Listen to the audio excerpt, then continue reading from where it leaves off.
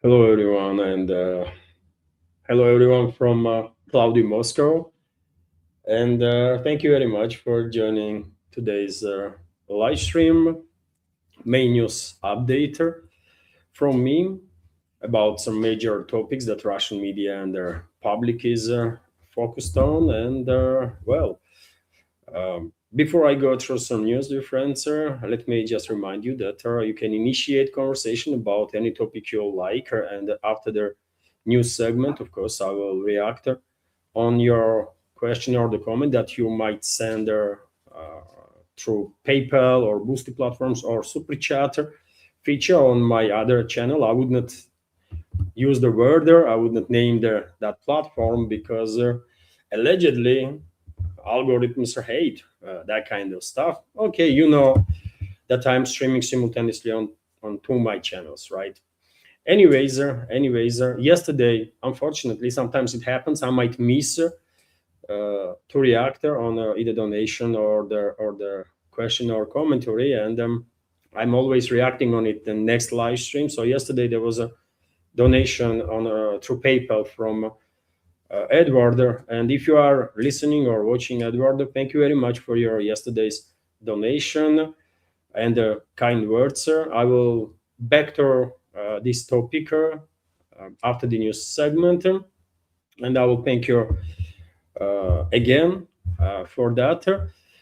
But now let's go for a news, right? Let's go for a news update. And well, in case you like the video, dear friends, please click that like button, leave some commentary, share at least a word about existence of my channels with your friends out there that might have some interest to hear from Russia at least time to time, right? From pro-Russian standpoint, which I'm quite sure very different than what you are hearing from the Western MSM. But anyways, let's go for the news, right? Isn't it right now? And I will start with the good news for Russia and all the supporters of Russia all over the world. And the good news is that in the past 12 hours, Russian armed forces liberated two more settlements in the zone of special military operation, Matyashevo settlement and Nikolai Polya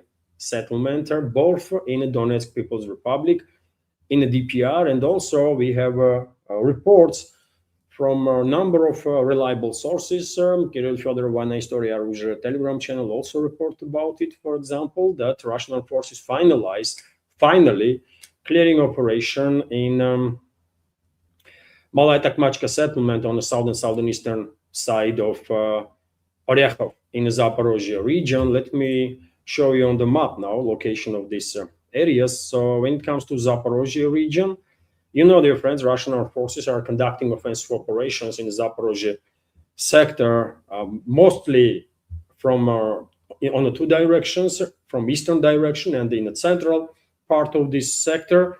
Russian troops already entered Oryakov city itself, which is, as you can see, is a major stronghold in central part, basically, of Zaporozhye sector.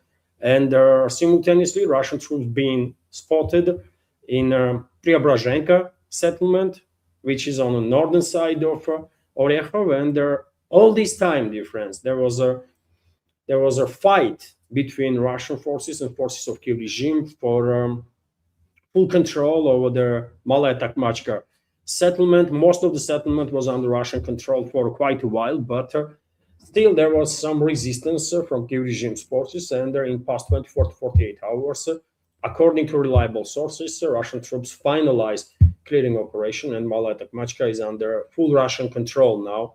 So that's a big deal, of course. That will give Russian militaries wider opportunities, right, to further intensify offensives in Oryakov direction. And of course, Russian troops will be secure from the flanks. It is very important, of course.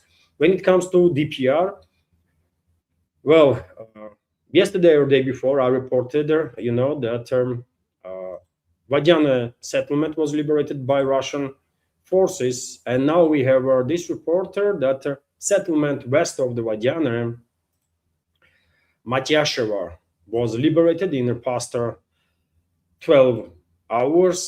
Small village with some industrial area, some farms, I guess.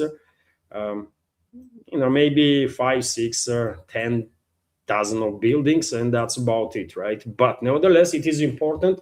Progress continues, and Russian troops are now basically on the southern side, southern outskirt of Dobropolye village.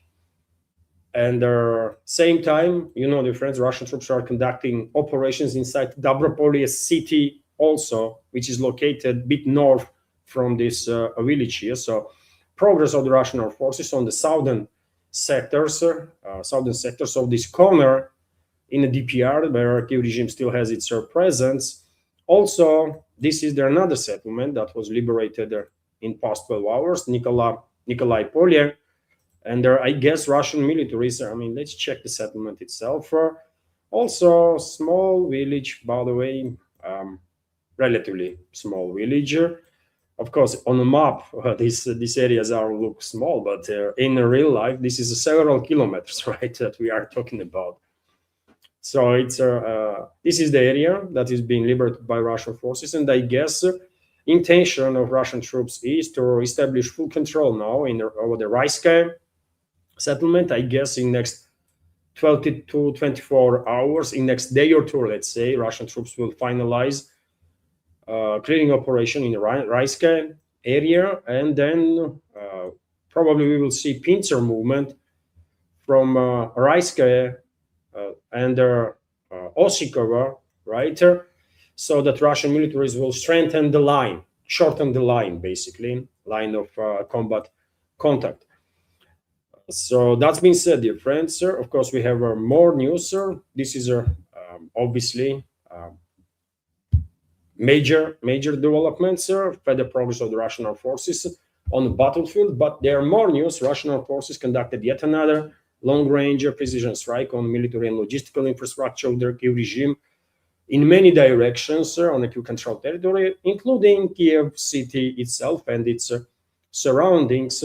Russian Defense Ministry shared information about these strikes. Let me give you some details on that. So, statements from Russian Ministry of Defense. On the night of August 20, the Russian armed forces, and it is 20th of August, of course, I forget to mention it.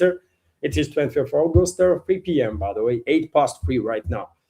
So on the night of August 20, the Russian armed forces launched a massive attack on military industrial facilities, transport and logistics centers, and warehouses in Kiev and the Kiev region. Attacks was carried out using high-precision weapons from land, air, sea, and long-range strike drones were deployed too. Goals of these attacks or targets of these attacks were inside the Kiev Firepoint industrial enterprise, which produces components for attack drones and also assembles and stores boosters used in Flamingo cruise missiles. Infrastructure was damaged as a result of Russian strike. Also, Russian armed forces destroyed an Antonov State Enterprises aviation industry assembly plant, which produces the AN-196 Lyuty long-range aircraft type unmanned aerial vehicle. Russian military forces also struck a munition depot in Kiev that contained M900 thermobaric bombs and munition for Baba Yaga type drone systems. When it comes to strikes on warehouses, also in Kiev, there Ukrspets systems trade and warehouse complex where components for the attack drones were produced was destroyed. In the Kiev region, the Zamler Group Logistics Center was targeted, which was responsible for the storage and distribution of dual-use goods, including those used for the production of drones, electronic warfare systems, and robotic systems. Russian armed forces struck a fuel and lubricants warehouse in Brovary, which is a Kiev region, outskirts of the Kiev, basically, where up to 8,000 cubic meters of fuel for the Ukrainian armed forces were stored, as well as a logistics center was located there and there was destroyed. Also, Russian Defense Ministry shared with public information that yesterday evening, basically, on August 19, warehouses contained military equipment were destroyed by Russian troops in the port of Chernomorsk and Yuzhny. This is Odessa region.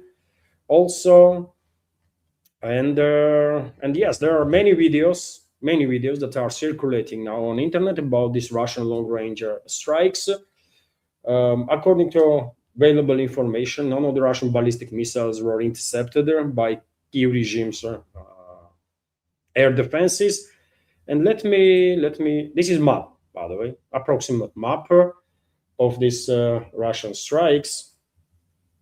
Approximate map of these Russian strikes that were directed towards Kiev, right? And let me show you, dear friends, some of the videos that are circulating on internet about these strikes. For example, this is a short video of arrival of two Russian missiles at one direction. О, нихуя себе!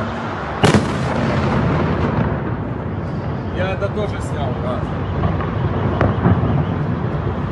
Ну это мощная эта хуйня. О, еще летит. Пух нахуй. Yeah, you can recognize language, I guess, right? Those people, they are speaking which language in Kiev? Russian language, not surprisingly. Also, let me show you some other videos that are circulating on internet. For example, you can see aftermath in this video of strikes, massive fire.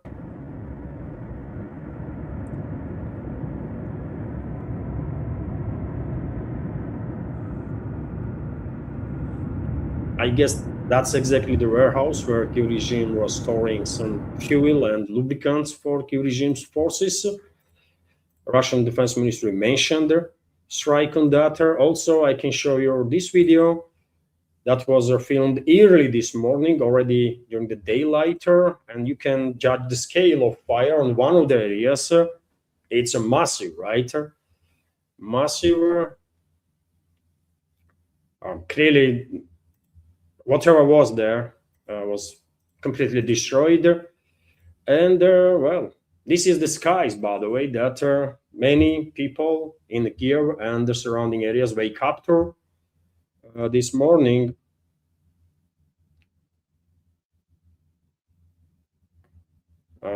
Quite dramatic imagery there. And there are many, many more videos, dear friends. I would not share all of them, obviously.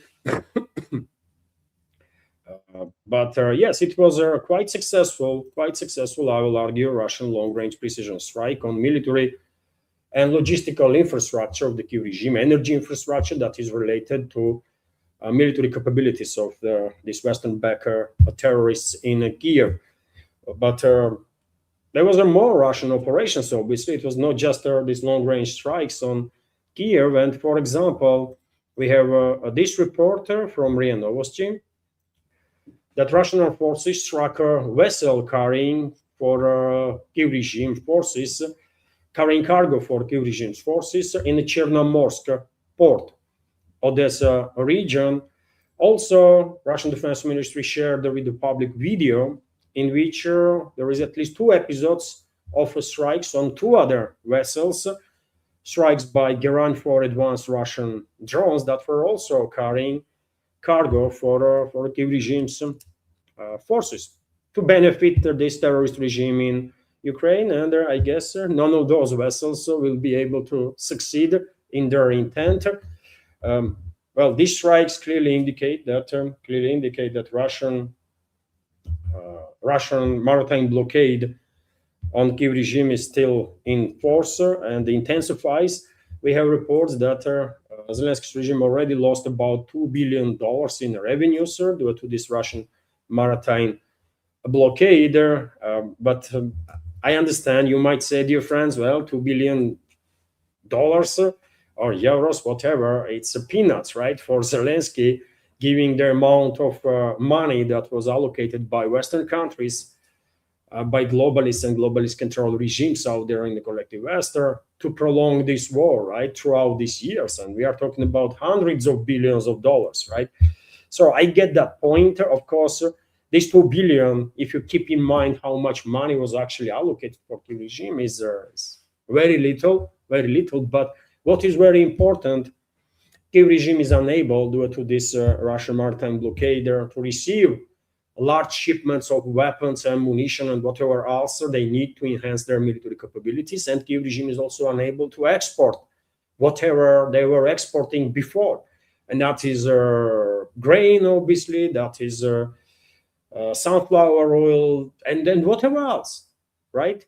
And now Kiev regime has to find ways to store this stuff, right, on the Kiev control territory, or to beg European states to allow Kiev to transit these goods towards the European ports or portal infrastructure of the EU member states and export that stuff from there, which will make it more expensive. It's going to be a logistical nightmare. Of course, this will create additional tensions between locals in these EU member states and their own authorities.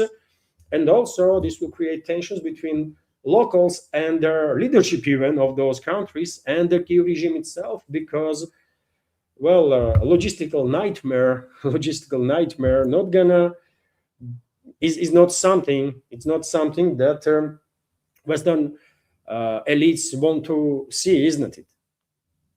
They don't want to be confronted by their own population, because those people may start asking some additional questions then, right? And their Western elites don't really have any answers, right? So it's this situation, this maritime blockade, is targeting Kiev regime and its NATO backers on numerous levels.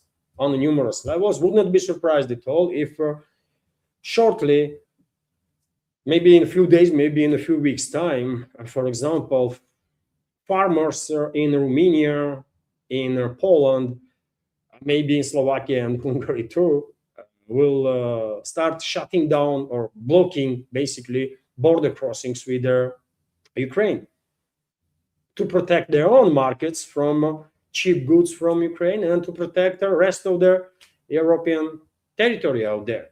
And this kind of stories have already happened in the past, so can easily repeat itself, right? And when it comes to this significant drop in export capabilities of Kiev regime, well, we have this report, for example, that Ukrainian wheat exports in August, for example, reached only 20% of the required volume. Minister of Agrarian Policy of Kiev regime, Vitaly Vysotsky, claimed, according to Financial Times, same time, grain prices have rapidly reached almost their highest level in the past 3 years due to attacks on Ukraine's and Russian export infrastructure. And you know what? It is unfortunate that Financial Times is not reporting who started this. Financial Times or any other Western propaganda outlet will, of course, never say that it was a British ruling class, first and foremost, and its allies in NATO that launch in past few months this another new wave of massive attacks on Russian commercial navigation in Azov Sea and the Black Sea, right? And Moscow had to respond on that, had to retaliate. And as a retaliation, Russia introduced a maritime blockade. So if anyone to be blamed, then Western ruling class, their proxy regimes all over the Europe, and the Kiev regime, right? Am I correct? Yes. Experts, meanwhile, warn that the situation in the wheat market may be more serious than the consequences of disruption in the Strait of Hormuz for the oil markets. They estimate that if their attacks continue, the pressure on the global grain market will only increase, which is logical. Of course, pressure will increase. And yet again, if anyone to be blamed, it's a Western ruling class and the Ukrainian proxies, right? Russia had to protect its interests. Russia had to retaliate. And some might even argue that Russia should introduce maritime blockade on the Kiev regime on the very first day of special military operation. And I definitely among those people who will support this point. Yes, of course, we should never ever engage in nonsensical grain deals and that kind of garbage. We should introduce maritime blockade straight away. Maybe you don't know, dear friends, that since 2002, 7 to 8,000 vessels entered and lived there and left her ports that Kiev regime still controls. More than 7,000. Can you imagine volume of weapons and munition that was delivered to Kiev regime through these maritime routes? Isn't it? I mean, it's massive. So of course we should introduce maritime blockade there then in 2022, but we did not because of some humanitarian concerns. Moscow Russian leadership is always prefers some humanitarian takes, right? Even during the war times, by the way. And it is hard to criticize Russian leadership for being like humanitarian. For God's sake, how are we going to criticize them for that? But nevertheless, I think it would be more pragmatic if we would introduce maritime blockade then and there, right, in 2002. But at least we are doing it now, and their Western ruling class and their Ukrainian proxies are learning the lesson, right? That you cannot just go around and strike Russian people, strike Russian infrastructure with total impunity. No, day comes when there will be some retaliations. Kiev is learning that hard time. And there is a probability that at some point Western countries will start learning that hard time too. And of course, it is unfortunate that situation on the grain market or on the wheat market is destabilized by Western ruling class and their terrorist activity. And it is unfortunate that they're going to be significant increase in the pricing, right? In some regions of this world, we might even see some serious turbulence due to all this situation. But yet again, if anyone to blame Western ruling class and their Ukrainian proxies. Also, Russian armed forces, dear friends, I mentioned this yesterday too, but I think this is interesting news, worth attention. Russian armed forces targeted a point of concentration of Kiev regime's forces in the Dnipropetrovsk region with the FAB 3000 bomb. And because FAB 3000s are not deployed to eliminate a platoon size unit, obviously, right? This weapon is just too powerful for that. I can guess that there was at least a company or battalion scale concentration of the forces and equipment of Kiev regime in Dnipropetrovsk in that particular place, and the arrival of FAB 3000 obviously eliminated that completely.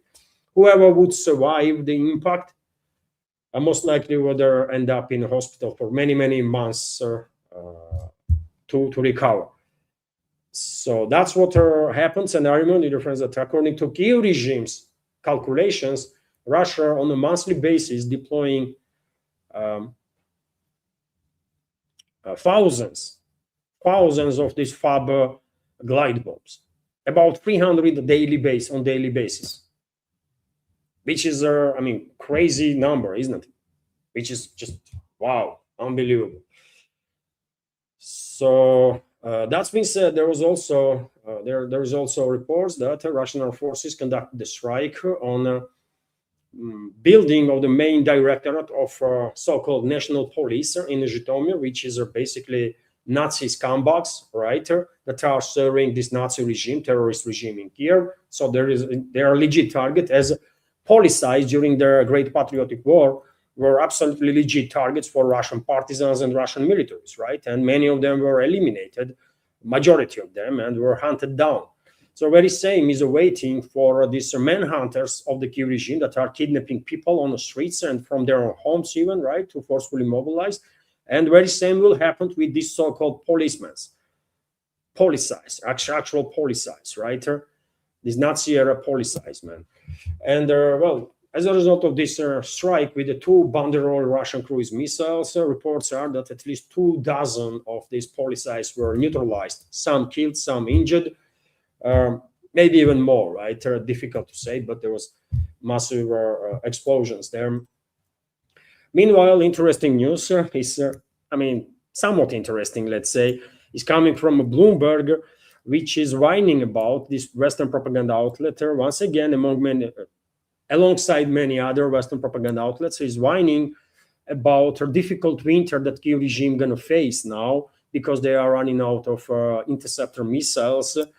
So Ukraine is facing their harshest winter yet during their conflict due to a shortage of air defense resources. According to Bloomberg publication reports that Kiev has run out of interceptors capable of shutting down the most powerful ballistic missiles, while Russian forces are carrying out strikes almost daily. And you know what? Who is to blame? Who is to blame for this war to be on for almost 5 years? Western ruling class, am I correct?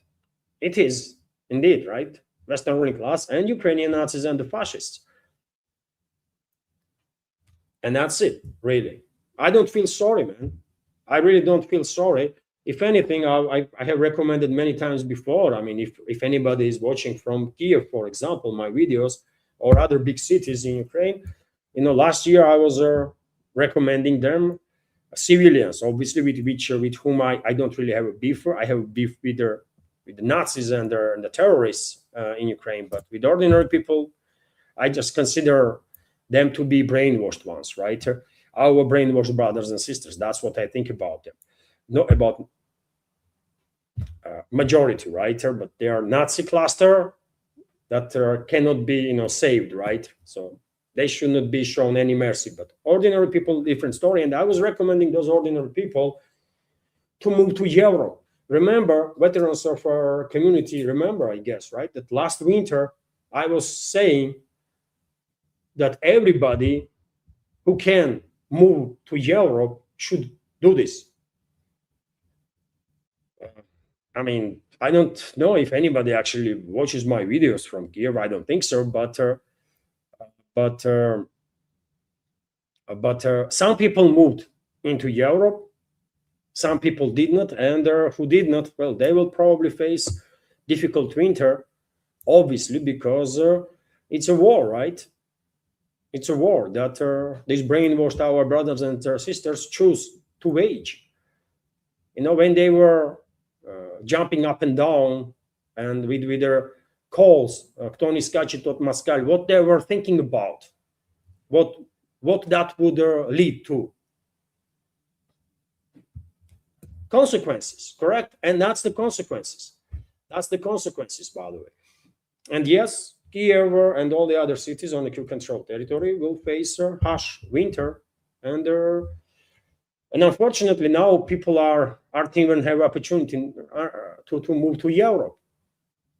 And you know why?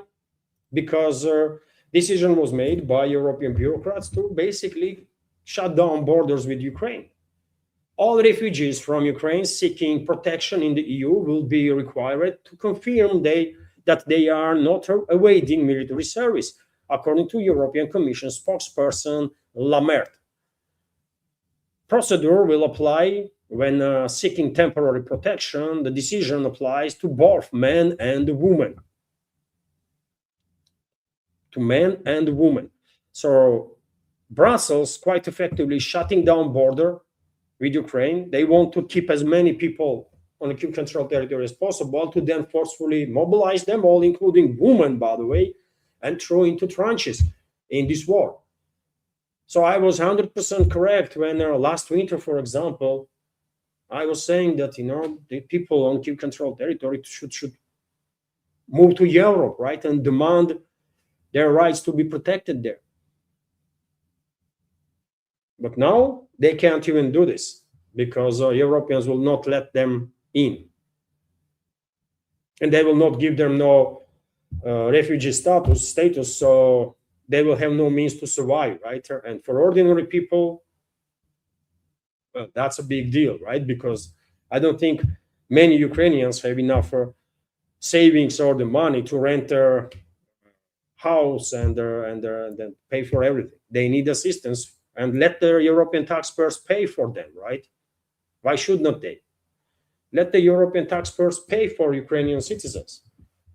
Because after all, inaction of those very same European taxpayers led to these insane policies of European elites. So they are responsible, indirectly at least, correct? There are more news. There are more news, by the way, because of their involvement. Well, what day is today, by the way? There's only 9 people on Rumble that are watching the program right now. And let me check YouTube. Only 67 people on YouTube. What's going on, man? I mean, I know numbers are low. My channels are in shadow ban, but is something has happened like extraordinary? Is YouTube and Rumble change their algorithms and make these algorithms even more crazy or something? Oh dear man. Or dear God, man. What the hell is going on? Anyways, you know what? Let me drop.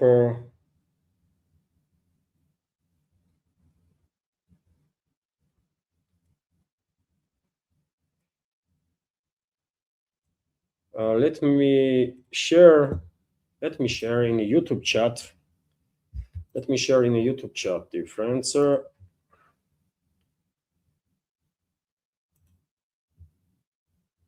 link to my Rumble channel. If you have an account on Rumble, join me there.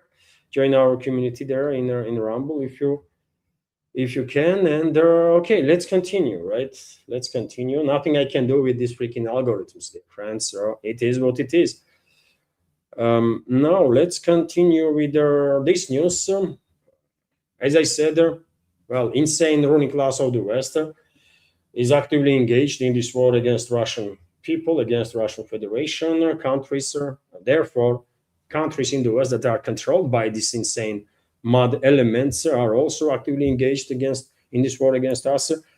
And of course, they have a lot of capabilities to produce large quantities of long-range, relatively cheap these drones, right? To then transfer those drones on Kiev control territory and launch against Russia. That's exactly what's happening. And by the way, past night there was one of the largest attacks on the Russian Federation when it comes to these long-range drone strikes.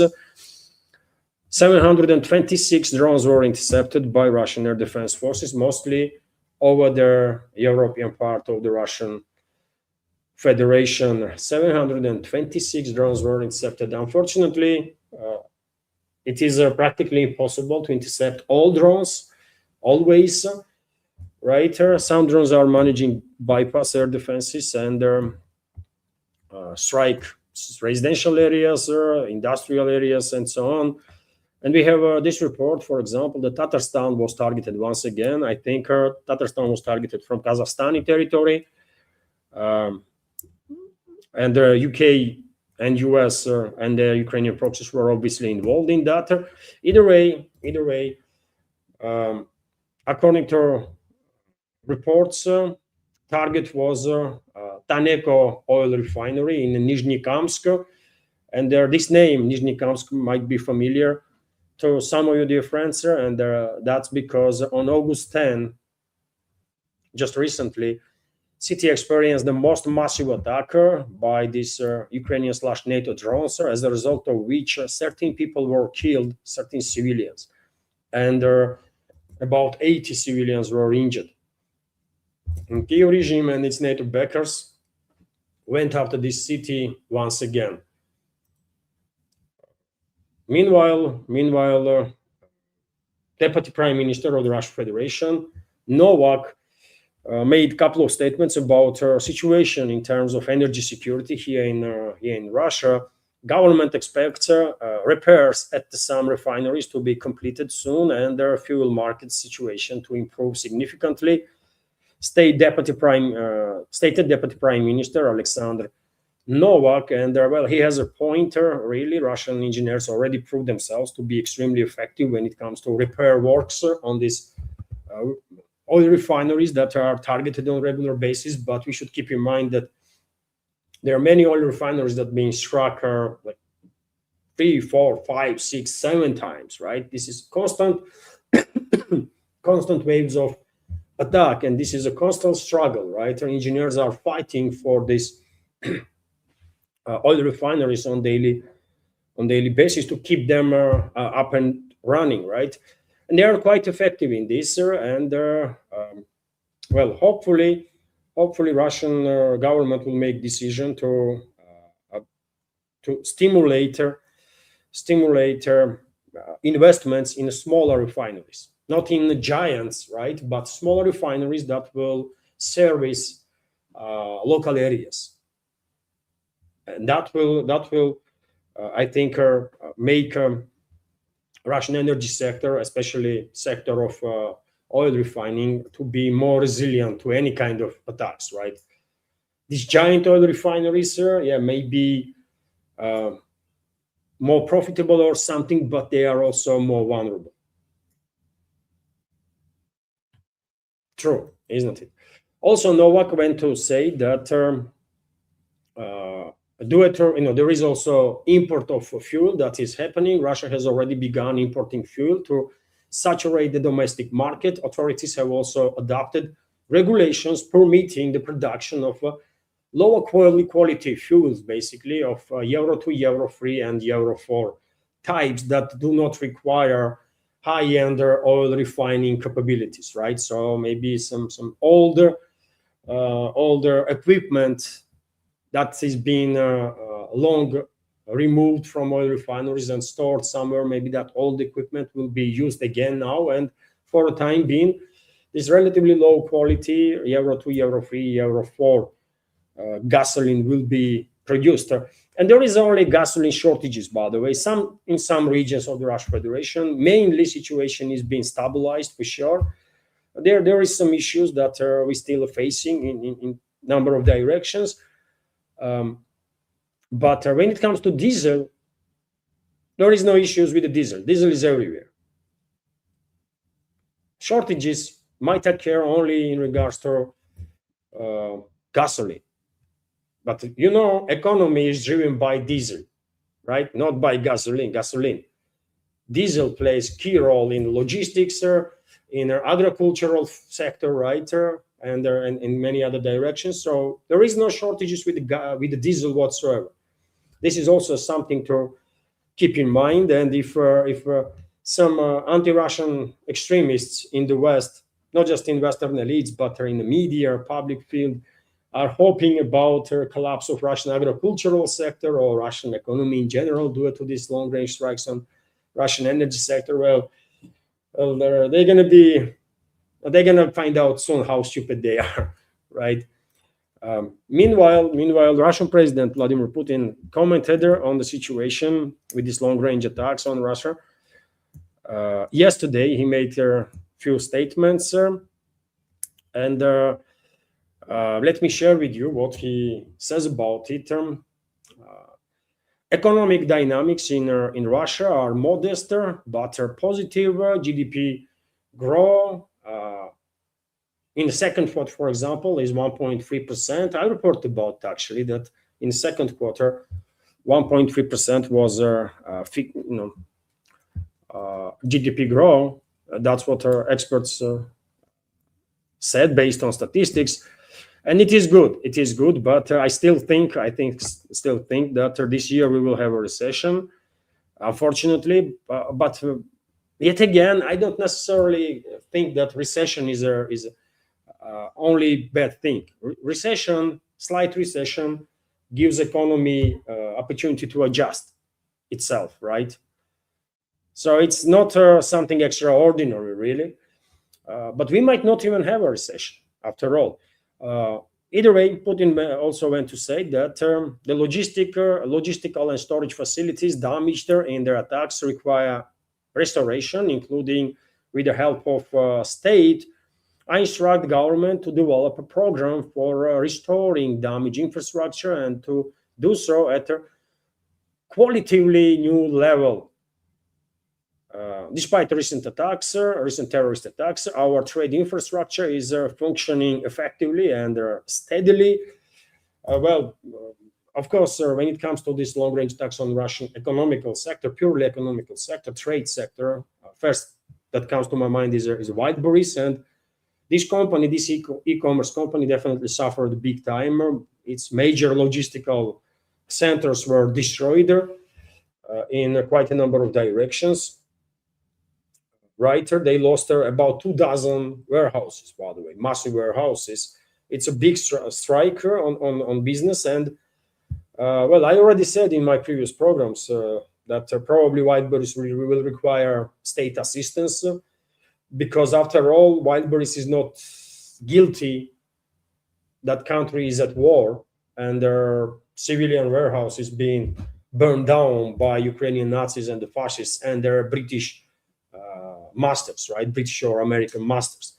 So will make sense if a state will provide some sort of assistance to Wildberries and other companies that suffered as a result of these attacks. After all, safety cushion of Russian Federation when it comes to reserves is around $1 trillion, isn't it? 600-700 billion is in currency and gold reserves, right? And there is other funds also. And if you can combine everything, we have around or we should have around like $1 trillion in reserves. So I think nothing extraordinary will happen or nothing dramatic will happen if 50 billion or 100 billion will be allocated to support industries that were struck by terrorist NATO and their proxies. But Putin also went to say that the terrorist attacks by Ukraine, of course, are harmful to us, but they will not have critical consequences. And that's where I have to disagree with him, because those attacks already have critical consequences. And when Russian president makes this kind of statements, optics are very bad, because people are reading articles here in Russia. After all, we live in Russia, right? Where people, historically speaking, love to read, right? I don't know what's up in the West, if people still continue to read anything, but we do read, man. We like to read stuff. We like to learn stuff, right? And in terms of level of knowledge, our society probably is among the leading ones, right? And when people are hearing this kind of stuff, that these terrorist attacks on Russian Federation will have no critical consequences, well, people are asking questions. Are you being serious now? And I can give you many examples why Putin is mistaken there, and maybe because he's being poorly informed about it. Maybe because he's just being poorly informed by his inner circle. Because this is bad optics. If he was properly informed and he chose to say something like that anyways, then, well, that's a poor choice. But I think there is a probability that he was poorly informed, because I remind you, dear friends, that on August 15th, there was yet another long-range strike on the Russian Federation, orchestrated by UK and US first and foremost. And this one of the directions of attacks was a Progress Rocket and Space Center in Samara, which is involved in production of Soyuz 2 launch vehicles. This is Russia's main launch vehicle, used in part to launch military satellites too. And for statistics, right, to have a better understanding on the matter, I can give you some of the statistics. I see this report on Война История Оружия channel, by the way, Kirill Fedorov Война История Оружия channel, so I have no reason to doubt this report, right? This is a patriotic channel, by the way. Kirill Fedorov Война История Оружия, and Kirill Fedorov himself is a public figure. He's on the TV like every day or something, right? So I don't really have doubts that this report is correct. So his channel is writing that since 2022, Russia has carried out 85 space launches, of which 72 was Soyuz rockets. In 2022, there was 22 launches, 19 was Soyuz rockets, 2 Angara and 1 Proton M. In 2023, 19 launches, 17 was Soyuz 2 and 2 Proton M rockets. In 2024, we had 17 launches, 15 of which was a Soyuz 2 rocket and 2 Angara rockets. In 2025, last year, we had 17 launches, 13 of which was Soyuz 2, 4 was Angara. In 2026, as of now, as of this moment, according to this channel, Kirill Fyodorov, Vojna Istoria Oruzhia, there was 10 launches, 8 of which was Soyuz 2, 1 Angara and 1 Proton M. So you can understand how important this rocket, Soyuz rocket, is, right, for space launches. Half of these launches are for the benefit of the Russian Ministry of Defense. That makes this rocket even more important, right? In addition to the Rassvet satellites that have become known recently, reconnaissance, communication, navigation, and other satellites are also launched into space through this rocket system, right? Soyuz vehicles are also used to transport people to International Space Station. Not just people, but goods, right?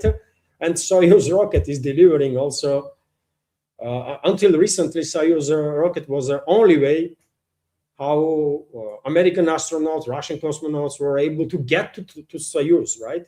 Now, SpaceX also has its application, right, to reach International Space Station. But until that, it was only Russia that was able to do this with Soyuz 2 rockets. So it is very important. And now, let's check what happened during that strike on the Progress rocket and the Space Center on 15th of August. It is believed that this channel is writing that Flamingo missiles may have struck their production workshop for the onboard equipment of the rocket. Production workshop of an onboard equipment, which is obviously extremely important. Everything is extremely important when it comes to the space rockets, right? Furthermore, there is a suggestion or speculations out there that the second impact may have been on the final assembly workshop.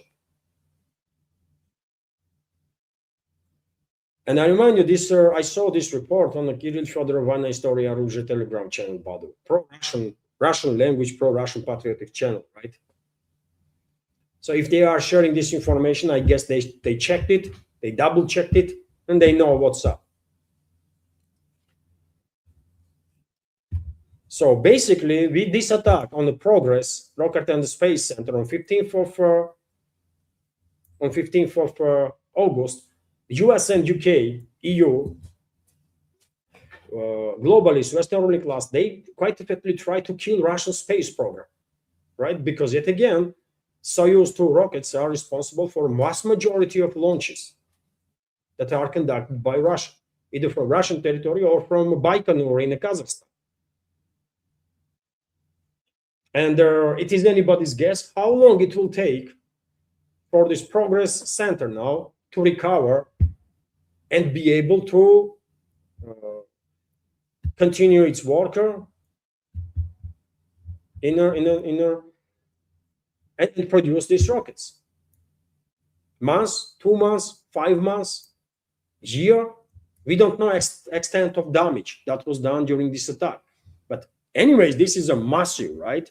When we are losing our major vehicle, our workhorse for space launches, that's a big deal, very big deal. And well, when the Russian president says these terrorist attacks by Ukraine, of course, are harmful to us, but they will not have critical consequences. Well, they already have critical consequences, right? It's just already factual. So why, I don't know, man. Why we are downgrading, not we, but why leadership is attempting to downgrade the seriousness of the situation. Yet again, I mean, is Putin poorly informed, misinformed, or did he actually choose, despite being well informed, to use this language? I don't know. Maybe he is justifying while downgrading impact of these long-range attacks on Russia. Maybe he is just trying to justify his own restraint policy with the collective West. Maybe that's what it is. I don't know. But yeah, situation is serious, by the way, and in many areas, these strikes are very painful, right? And and those strikes will have long-lasting consequences. It's obvious. Who Russian leadership is trying to lie to, right? While saying that, well, it will have no critical consequences. Really? What are you calling critical consequences there? Explain to us. Because right now, due to this situation with the Progress Center, this rocket and the Space Center, and the disruption in the production of Soyuz 2 launchers, we might be forced, Russian companies, and maybe even Russian Defense Ministry, by the way, might be forced to ask China for assistance. First time since space explorations began. Maybe we will have to ask China for assistance. If this is not serious, then I don't know what serious word even means. And when it comes to China, by the way, well, they are moving forward with their space industry with massive steps, massive jumps, actually. Yesterday, they successfully landed their second type of recovery multi-use rockets, basically, right? Earlier, like several weeks ago, Chinese state-run companies successfully recovered the first stage of a space rocket on a maritime platform while catching this descending first stage booster.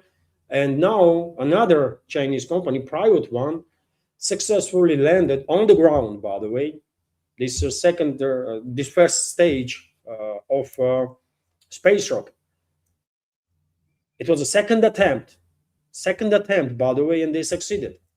And if the first one is being caught on a maritime platform, the second one is landing as a SpaceX Falcon 9 does, right? On its legs, right? On a pre-planned landing port. Great success, man. Great success of Chinese aerospace industry. And yet again, due to these long-range attacks on Russian strategical infrastructure, and obviously this Progress enterprise is a strategical infrastructure, now we might be forced to ask China to assist when it comes to satellites deliveries to orbit. Yeah. Unfortunate, isn't it, to be in this place? And why we are in this place? Because we are exercising for many, many years this stupid restraint policy with the collective West. You know?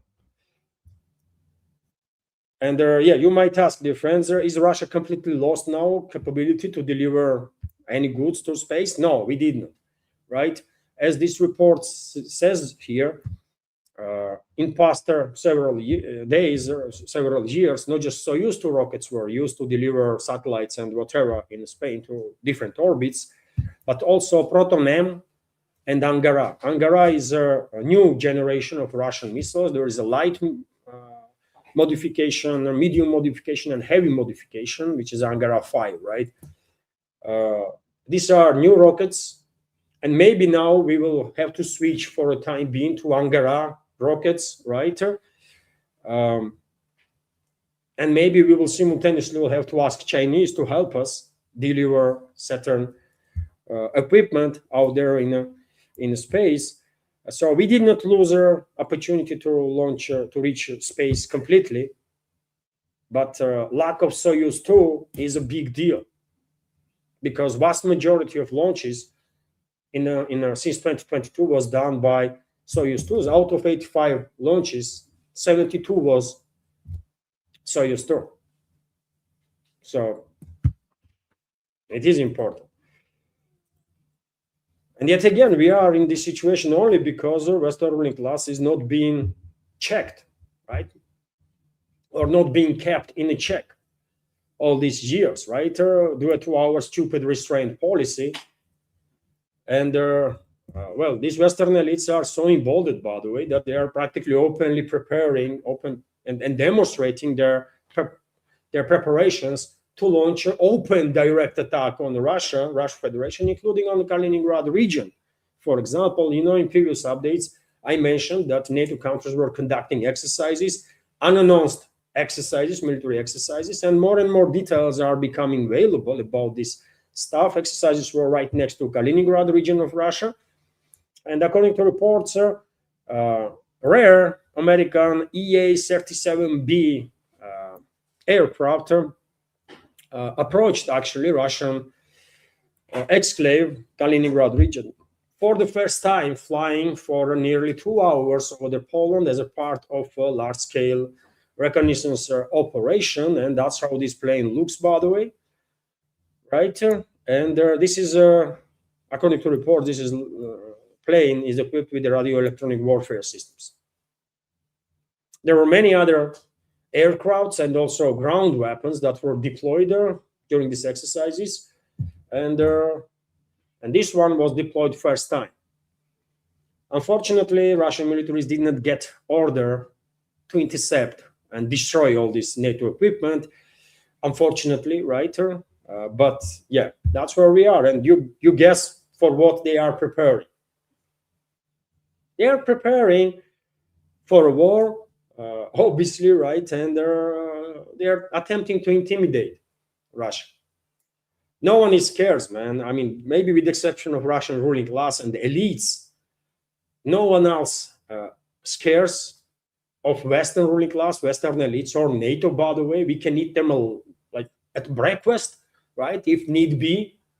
But yet again, decisions are based not on not on us, but on very few people out there in elites, and God knows what the hell is going on in their heads. But Western elites are emboldened, man, big time, because they could not ever imagine that they will be in a position when they are killing Russian citizens left and right in numbers that they choose. They are destroying Russian infrastructure, including strategical infrastructure, and also whenever they want, and in whichever area they want, and all of this with total freaking impunity. I mean, you tell me, dear friends, do you believe that Western elites were even dreaming about this? Probably not, because they would not ever consider this to be realistic. But it's happening. And it is anybody's guess how long Moscow will continue this restraint policy, man. It is anybody's guess how long this nonsense will last. Meanwhile, if I may, let me.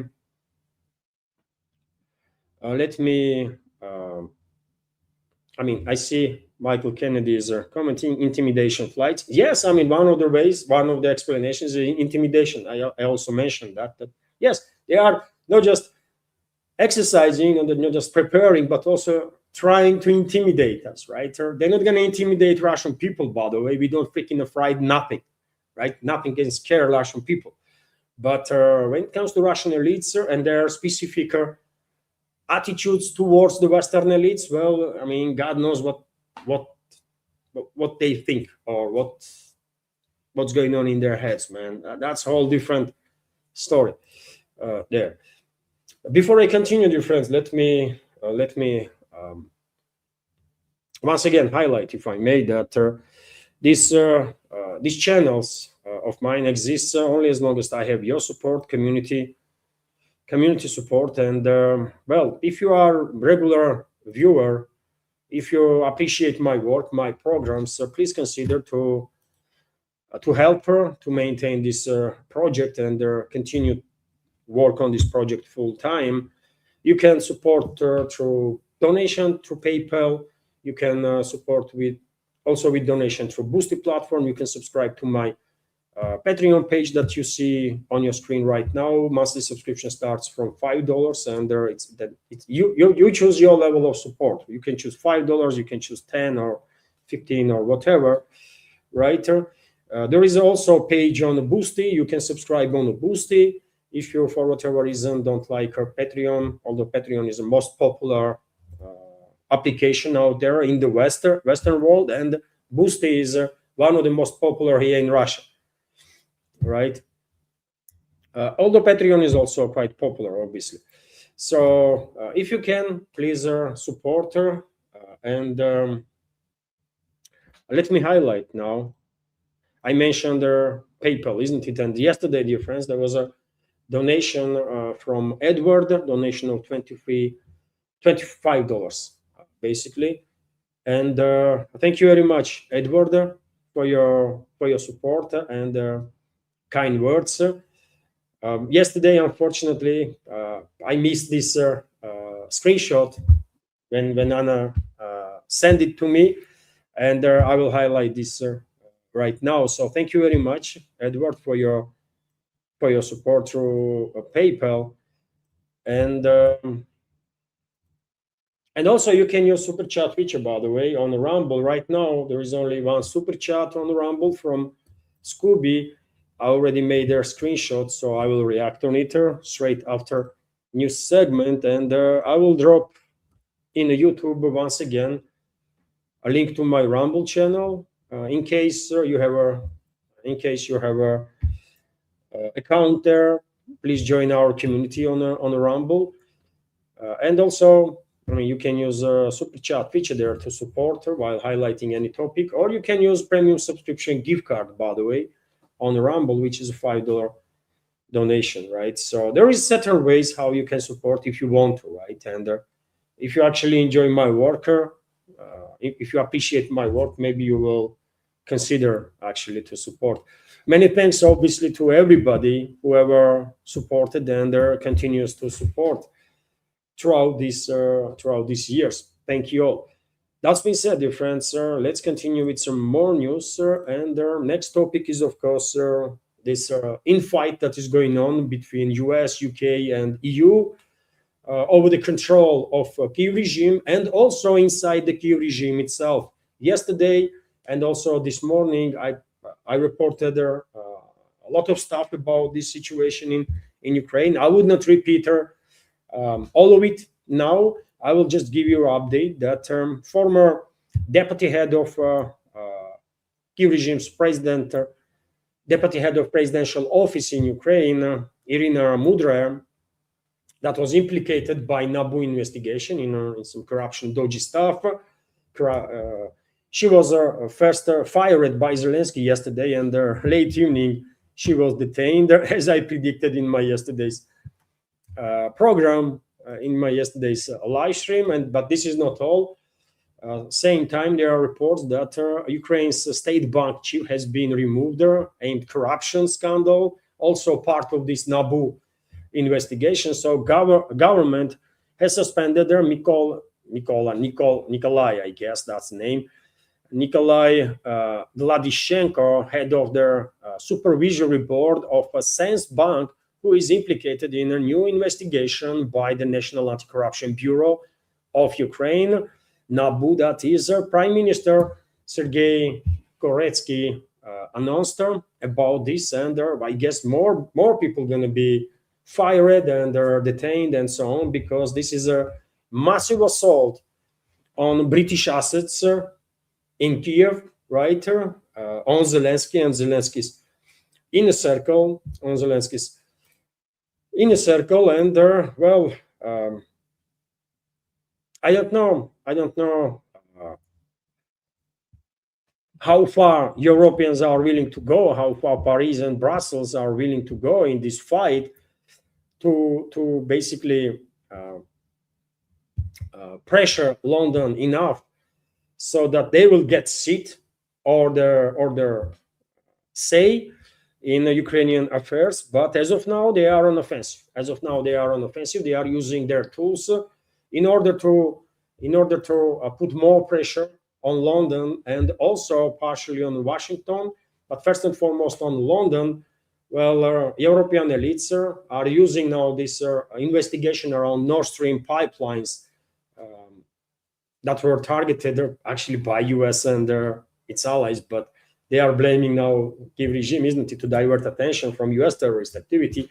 But anyways, Europeans are using now this investigation in Germany to target London's assets in in Ukraine, right? Because their investigation is already implicating, according to media reports, Zaluzhny and Zelensky as a part of this terrorist attack on Nord Stream pipelines. And I remind you, dear friends, that, well, I believe, I mean, I have said many times before, I've shared my take on this Nord Stream situation. I strongly believe that the Nord Stream pipelines were destroyed by US secret services and the militaries with the green light from White House. I have no doubts about it whatsoever. Most likely, Norway was involved in this attack. Denmark was involved in this attack. UK obviously was involved one way or another in this attack and in this terrorist attack, and Poland. Have no doubts about this, right? But what happened is, in my opinion, that while CIA was and MI6 were preparing this operation, this terrorist attack on Nord Streams, they set up group. They told Zelensky's regime to set up a group in Ukraine that will have a task to go after Nord Stream pipelines. That group was set up in Ukraine from the beginning as a scapegoat, right? That group was tracked. Every move of that group was tracked, documented, right? That was done in purpose, isn't it? So that once US and its allies will go and destroy these pipelines, then they will manipulate with investigation, right? They will give them a hint so that the investigation will focus on this Ukrainian group that was set up to actually destroy those pipelines, but never did it because it was done by CIA and MI6, right? And the British and American militaries. That's what is happening. And well, they successfully managed to manipulate the German investigators, right? Or at least that's what they were thinking of. And now this very same German investigators are attacking London with this investigation because they already said, yes, there is a group, clearly we have evidences and everything. And we also know that Zaluzhny and Zelensky were involved in the work of this group, in the setup of this group. They knew what was the task, so they greenlighted terrorist attack on the German strategical infrastructure. I remind you, dear friends, that this Nord Stream pipelines, this was a German strategical infrastructure. They pay for it. Germans pay for it, by the way, right?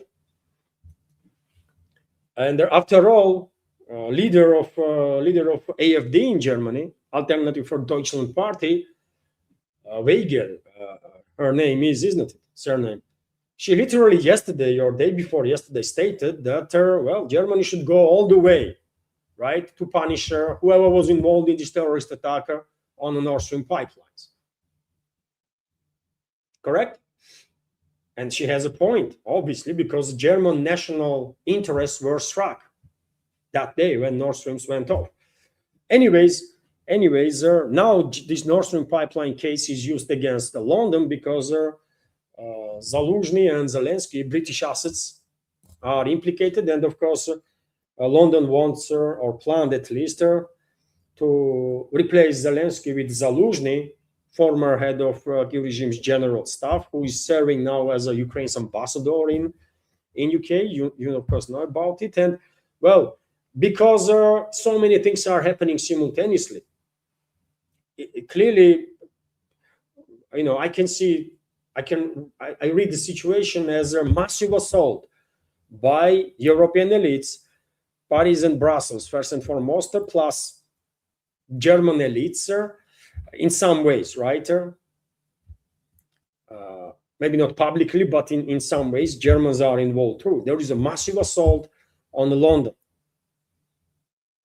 And even though, well, still British ruling class, MI6, has enough influence in Ukraine that they did manage to appoint their candidate for defense ministry in Ukraine, Shara or Khmara or whatever the freaking name is of that criminal. Overall, London is losing. Overall, London is losing, and Europeans are preparing for a next wave of assault, because you remember a couple of days ago, European candidate to replace Zelensky, former defense minister Fyodorov, called for elections, right? Zelensky's regime responded negatively on that. They said, well, there are going to be no elections, by the way, right? Not the time for this. It is impossible to hold elections in Ukraine due to legal ban, claims Mikhail Podolyak, an advisor to Vladimir Zelensky's office. So Zelensky's regime said, and that means London says, no, there are going to be no freaking elections here. And, well, okay, Europeans have other cards in their hands, right? Now to use against London and British assets in Ukraine. And for example, believe it or not, but Berliner Zeitung, media outlet, German media outlet, by the way, is now openly, publicly calling for Zelensky's resignation.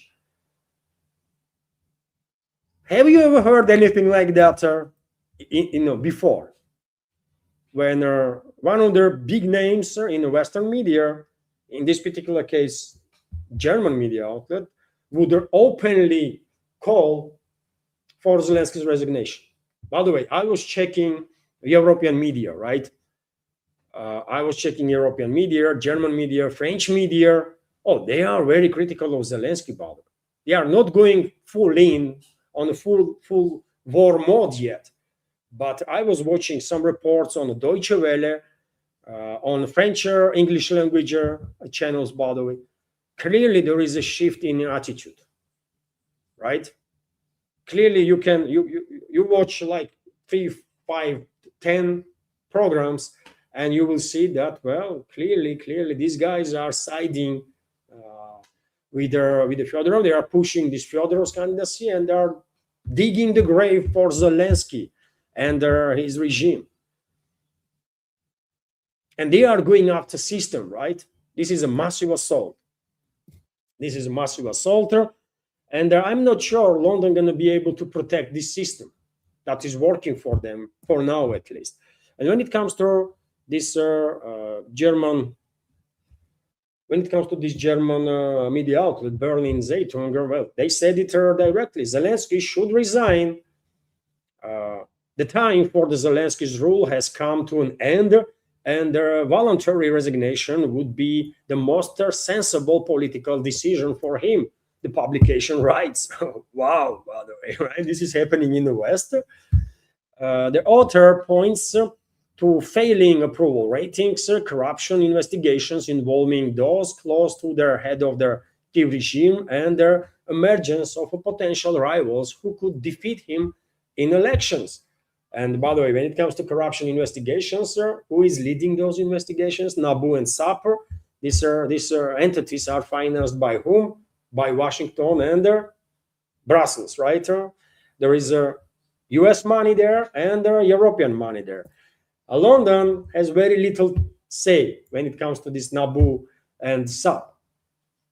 And these institutions are actively used to dismantle this system, basically, that was in the service of London for many, many years now, right?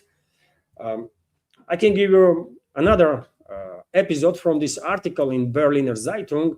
The longer the former actor clings to power, I mean, look at the language, man. He is no longer freaking Churchill for them. He's just former actor, mediocre. They forget word mediocre. Anyways, the longer the former actor clings to power, while mountains of evidence of corruption lay with the Ukrainian anti-corruption bodies, the NABU and SAP, and their trust of ordinary citizens declines, the more the image of a war hero is replaced by the image of a president who is trying to protect his own system at all costs. It's time for Zelensky to resign, the author writes. One of the signals of a growing internal crisis, the publication says, is the call by former Defense Minister Fyodorov. Of course, they have to mention Fyodorov, by the way, because he's a European candidate, right? So, one of the signals of a growing internal crisis, the publication says, is the call by former Defense Minister Fyodorov to hold elections even during their fighting. According to Berliner Zeitung, recent polls show that Fyodorov is capable of defeating Zelensky in a runoff election, and that the former commander-in-chief of the armed forces of Ukraine, Zaluzhny, has even higher ratings, which is true, by the way. I have reported about it, right, about these polls that being published, in which Zaluzhny is leading the charge. Then second place is for Fyodorov. Then Budanov, current head of Zelensky's office, presidential office in Ukraine, former head of main intelligence directorate, and on the fourth place only is Zelensky. And given the fact that Europeans are targeting not just Zelensky, but Zaluzhny also, by the way, right, with their Nord Stream investigation, I think Europeans believe that they can remove these two from the race and basically put Fyodorov right into presidential office if they push hard enough. And maybe that's exactly what they're going to do. Maybe that's exactly what they're going to do.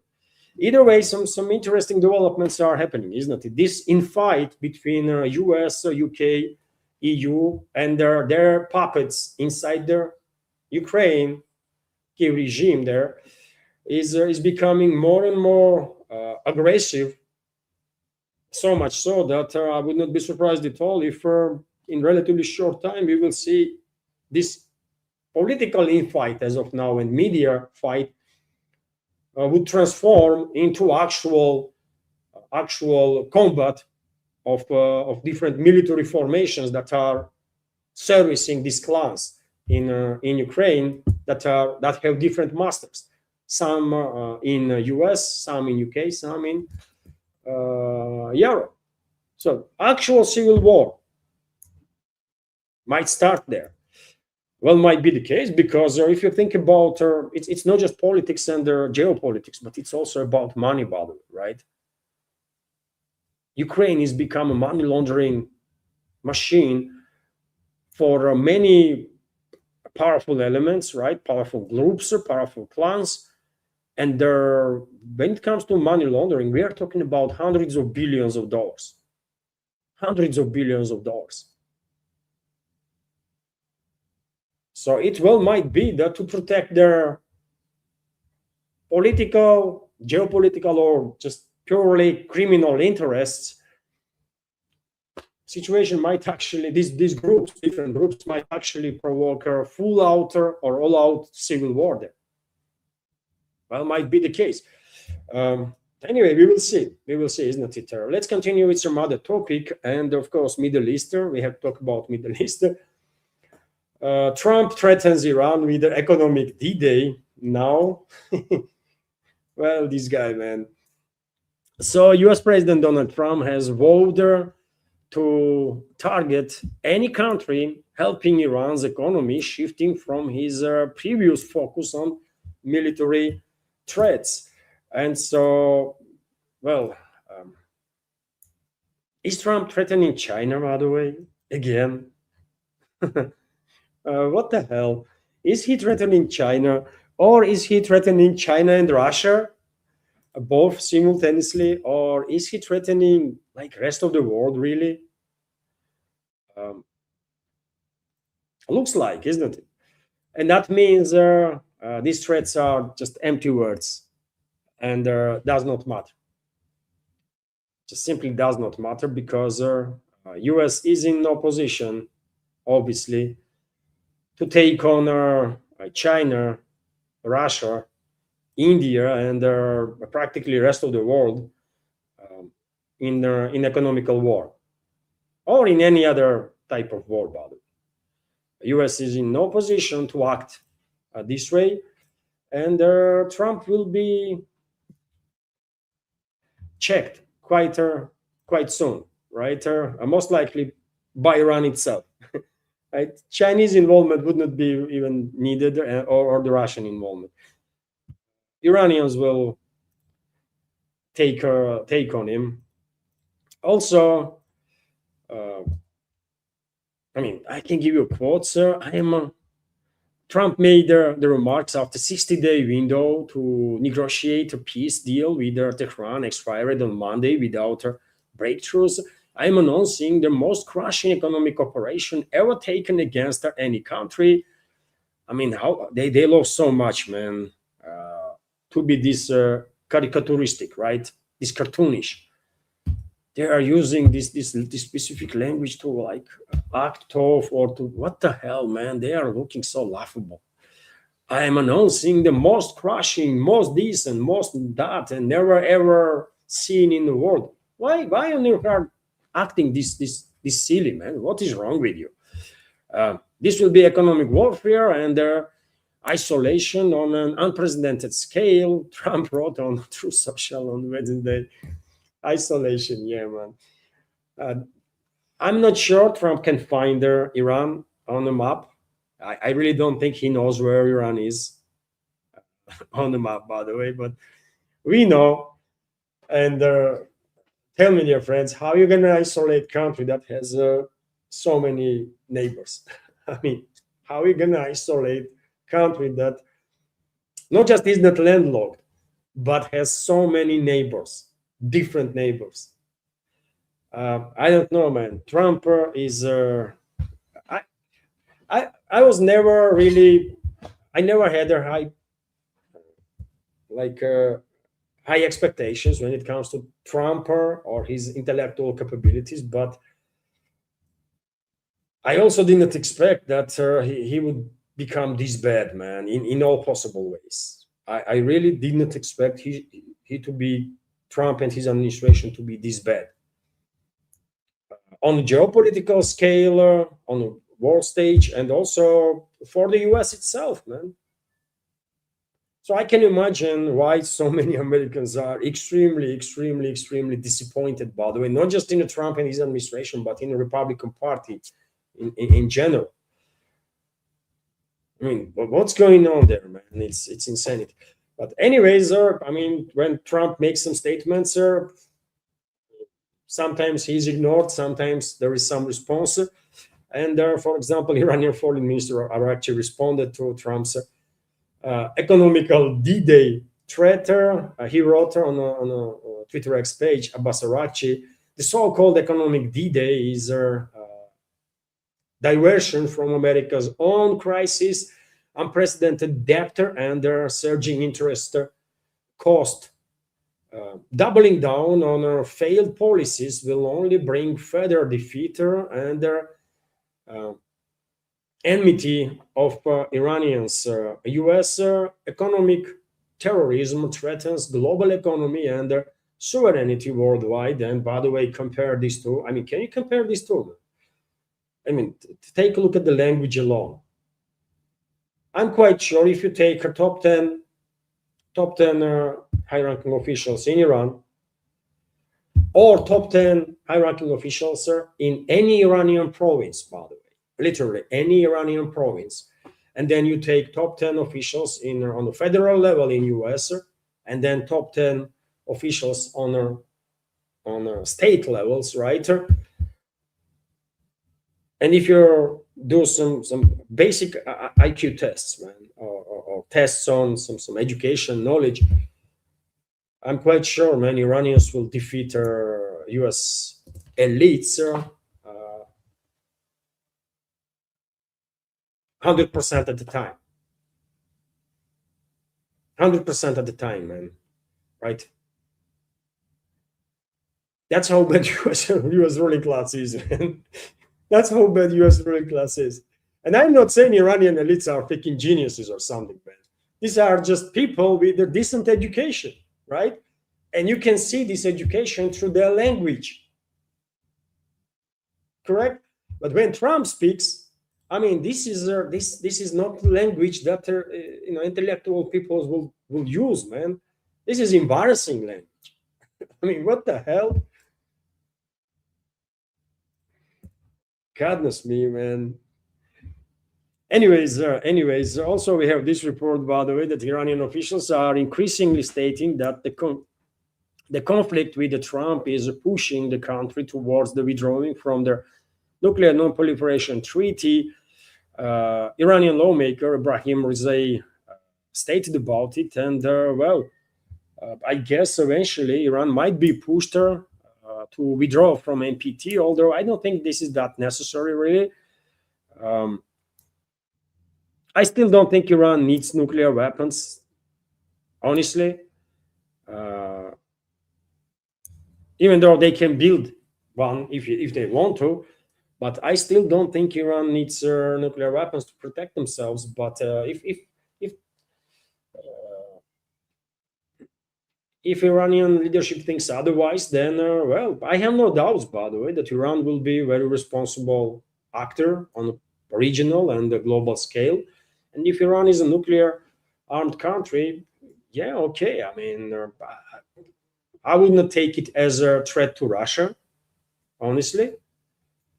Right? Although, of course, Moscow or Russia, let's say, not going to be happy if countries that have nuclear weapons number of countries that have nuclear weapons will increase, right, tremendously, because after all, you never know. If tomorrow Iran becomes nuclear country, day after tomorrow Turkey, then Saudi Arabia, then God knows who else, by the way, right? European countries, there is at least several in Europe that want nuclear weapons. They have some ambitions. Poland, Germany, Sweden, even, by the way, right? That was freaking neutral a few years ago, but now they want nukes. So yes, this degeneration of international agreements, international law is definitely harming this world, and this degeneration is happening because of the degeneration of the Western ruling class, first and foremost. So yeah, I don't think this is a good idea to go to leave NPT and build their nuclear weapons for Iran, but on the other hand, I can understand logic of those people who will say, you know what, we did not have a nuclear weapons. We were thinking that latent nuclear deterrent will do the job, right, and will keep us safe, but it did not work, right? We demonstrated to the whole world we can build nuclear weapons if we want to. We enrich uranium up to 60%. So from 60 to 90, it's only a matter of time. It's no longer a matter of technology. So we mastered the technology of nuclear weapons. And we stopped. We did not went any further. And unfortunately, nuclear deterrent did not work. So now we're going to go freaking nuclear. I can understand such a logic of some people in regards to, possible future steps of Iran. But I still think, man, to become nuclear, that's too much of a burden, but yet again, it's up to Iran, and maybe they already are working, man. Maybe Iranian scientists already are working on nuclear weapons and building nuclear weapons, and maybe they already have some. Right? Because since latest U.S.-Israeli war on Iran, how many months has passed? Okay. Enough time, I think. Enough time to build the nukes. And Iran has so many underground facilities, by the way. No one actually knows where the freaking centrifuges are and where anything else is, right? So maybe they already have nukes, man. Who knows? Meanwhile, also interesting report that United States, allegedly, according to Axios, has secretly organized their corridor for oil exports through the Strait of Hormuz. Approximately 10 million barrels pass through it daily, and I don't know, man, how stupid Axios journalists are, man. Do they even know where the Strait of Hormuz is and how narrow that strait is actually? You cannot pass without being noticed in a strait that is under constant check, constant control, even on a freaking tiny boat. Nothing to be said about these massive freaking tankers that are carrying million barrels of oil on a board. So if any vessel is moving up and down of strait, that's because Iranians say, yeah, okay, go for it, right? Most likely Iranians are receiving fees for those tankers. And if not, then only because those tankers are moving towards their countries that are friendly to Iran, period. There is nothing secret about it, right? And Iran never had no intention to destroy global economy, right? While actually shutting down any oil exports from the region. No, no, no, no. Iran is not about that. Iran is protecting itself while shutting down energy exports from the region is actually plan of Western ruling class. That's why they started this war and are planning to continue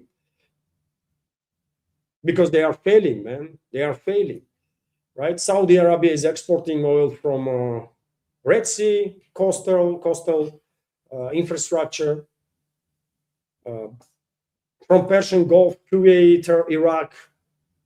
They are able to, even UAE, by the way, right? If UAE tankers pay fees, man, they are able to pass through straight.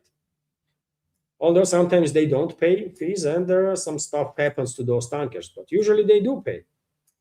According to US officials, 15, 20 tankers pass along their southern route along the coast of Oman every night. The US, I mean, it doesn't really matter every night or every day because it's night. I mean, they can pass through stealthily, right? They wouldn't be seen. Goodness me, man, level of idiocy of this US officials is beyond anything, man. And also level of idiocy of US propagandists or Western propagandists, including freaking Axios. Anyways, dear friends, it is obviously good play, strategically good play on behalf of Iran to allow export of energy from the region, because the Iranians know, man, what's going on. Iranians know the Western ruling class is after entire region in their Middle Eastern chapter of the global strategy, not just after Iran, but after entire region. And Iranians know Western ruling class will want to destroy entire region, cut off entire region from the global economy, especially energy sector, right? To then force China to increase its dependence on Russia when it comes to energy, right? Iranians know what's up, man, and they are acting quite professionally, man, I will say. They are defeating Western ruling class in all possible ways, politically, militarily, strategically, in every way possible, as of now, at least. As of now. And also, Iran itself continues to export its oil despite US naval blockade. And we have reports that in the first quarter of this year alone, Iran made $7.5 billion on oil exports alone. Good, by the way, right?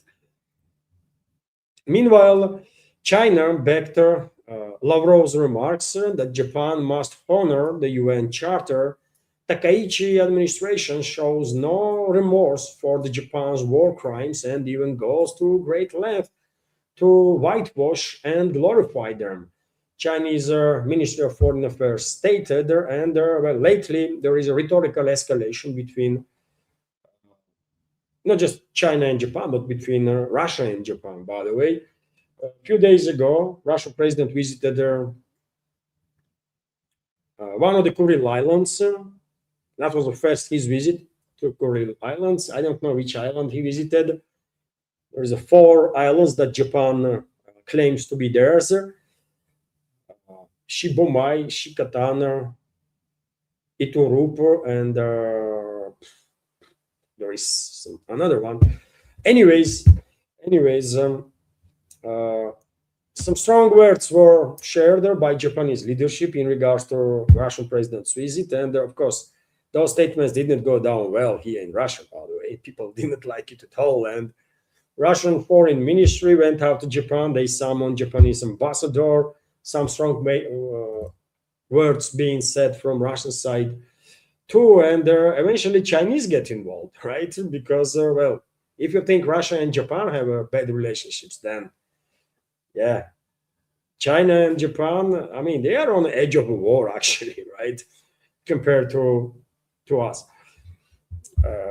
They have much more difficult relationships, and well, Chinese foreign ministry also went to say that we urge, this is quote, we urge the Japanese side to do serious soul searching on its history of aggression, make a clean break with their militarism, and earn trust from its Asian neighbors and the rest of the world with their concrete actions. And you know what? Chinese have a point, 100%, by the way.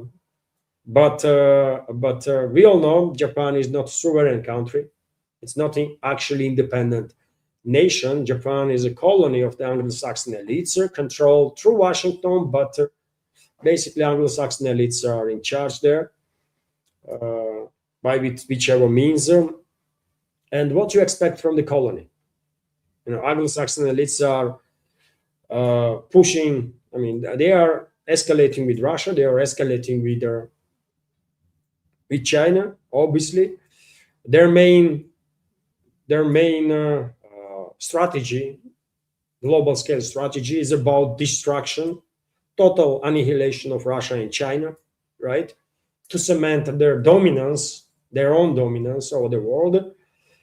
And of course, by the way, in such circumstances, Moscow and Beijing don't really have much option but to be good neighbors and good allies, even, because there is no much options left.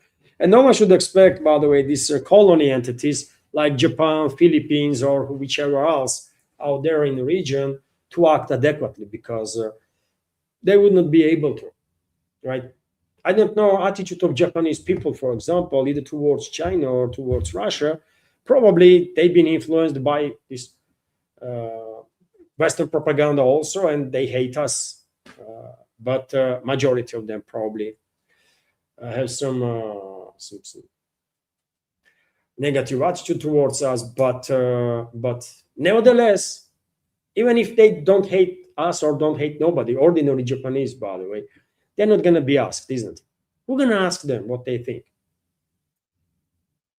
London and Washington will decide for them, as this was the case for the past how many years now, like since Second World War. So all we can do, Russia and China, is to basically contain Japan as much as possible and prepare for inevitable, which is a war. And well, right now I don't know if tomorrow Japan and China will end up fighting each other, because we are not military allies. I'm not sure we will directly, openly assist China in that war. Indirectly, most definitely. But maybe it is time to think about military alliance also, like trilateral military alliance. But 4 countries would do their job, man. Russia, China, India, and Iran. If we build a military alliance, yeah, that will stabilize the region, I think, big time, because yeah. But we will see. India and China in one military alliance, man. I mean, that's going to be difficult stuff to arrange, because they are not really on good terms with each other, for reasons, by the way, right? And both sides have reasons to not to be happy with behavior of other. No doubts about that. But nevertheless, both are friendly to Russia. India is a Russian strategical partner, as China is. So, of course, Moscow would prefer to see more friendliness between those two. When it comes to Iran is a friend with all of us, right? So, meanwhile, Trump, by the way, let's stay in the global south a bit. Trump, for whatever reason, continues to talk about Korean Peninsula. He went to say that North Korea has 57 very powerful nuclear weapons. I mean, what's going on in his head, by the way? I don't know why he has to talk about Korean Peninsula anymore. I don't know. US President Donald Trump said that North Korea possesses 57 powerful nuclear weapons. He has 57 very powerful nuclear weapons. This is what Trump said, referring to North Korean leader Kim Jong-un. Talking to reporters, Trump added that he would not have allowed it had he been president earlier, but he got them. I get along with him very well, US leader noted. Well, Trump, you are, yeah, interesting. Uh, Interesting president. Yeah, for sure. Not the brightest one, not the most successful one, but yeah, nevertheless, interesting in the sense that at least you know how to make freaking headlines, man, and how to make people laugh. Not all US presidents were good at it, right? But you know what? Also, Trump is one of those unique individuals. Probably you all have you all know someone or have known in the past someone that was lying constantly for no reason whatsoever, right? I knew that kind of people, by the way. When they are lying, I never understood why they are lying. I mean,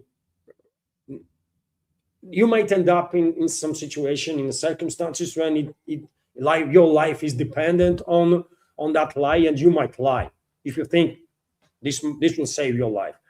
But why on earth, in ordinary life, you would lie? Why? What is the point, right? But I knew personally people that were lying just because, right?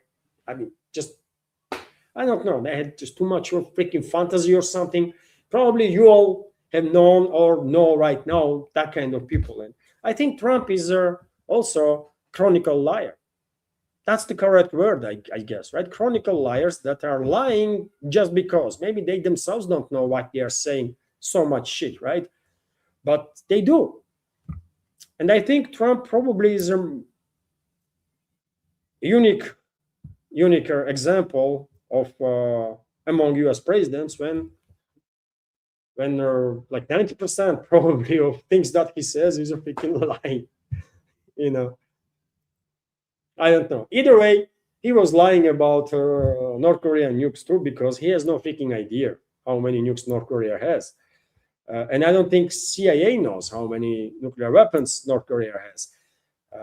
But South Koreans, for example, commented on a nuclear topic and said that according to their intelligence, North Korea might have up to 120 nuclear warheads, almost twice as many as Trump previously claimed.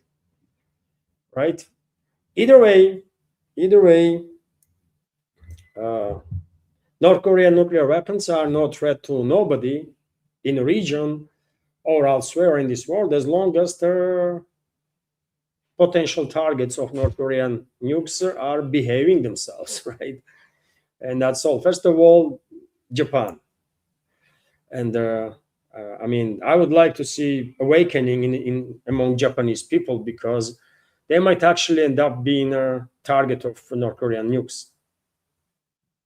And that will be, of course, a massive tragedy. But US, UK, I mean, Anglo-Saxon elites might actually push Japan, possibly Philippines, so much so in terms of reckless behavior against, in case of Japan, Russia, and China. In case of Philippines, China. That eventually, you know what, North Koreans might get involved and say, you know what, Moscow and Beijing, you have your own takes on the situation. You don't want to go extremely radical, but we are your friends, right, North Koreans, and we will take care of the situation. Just step aside, and that's it. Couple of missile launches, and neither Philippines neither Japan exists in a shape and form that we knew those countries until that moment. So it will be better, honestly, if people in these Western colonies in the global South wake up. Actually, it will be good for them first and foremost, right? I don't want Japan to be freaking struck by North Korean nukes, man. I really don't want that to happen, because I might dislike Japanese leadership, but I have no freaking issues with ordinary Japanese, man, and their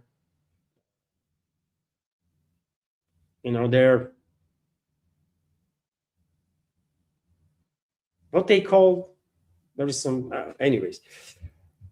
So it is what it is. It is what it is. On South Korea, when it comes to South Korea, by the way, we are staying in a Korean peninsula. You might be surprised to hear that U.S. Army has announced their purchase of a six-wheeled South Korean K9 self-prepared howitzers for a modernization program. The agreement includes their option to purchase an additional 12 artillery systems. I think this is a test purchase. Either American military industrial complex wants to see some know-how and then copy these systems, South Korean systems, or maybe they will just test these vehicles, and if they are okay with it, then they will purchase higher number. They want to basically replace M777 howitzers, and that's what Pentagon's goal is. Well, it could be that South Korea will actually start mass production of howitzers, wheeled howitzers for the US. That's how it will look, by the way. Also, well, I just call indirectly, isn't it, for a neutrality of Japan and the Philippines, and also South Korea, by the way, would be good, would be pragmatic for them. But they are actually formally neutral countries out there that no longer want to be neutral, believe it or not. Finland and Sweden used to be neutral and benefited tremendously with their neutrality. And they were neutral just like formally, but nevertheless, because they were acting based on certain norms required from neutral countries, they benefited, man, massively. From West, from East, Finland built its economy, by the way, thanks to its neutrality, right? They were doing business with Soviet Union big time. Man. Now Finnish economy is in trouble. Why? Because they no longer have business with Russia. That's why. But anyways, Finland and Sweden are no longer neutral. Switzerland is. Switzerland formally on the paper still neutral, by the way, and soon they're gonna have a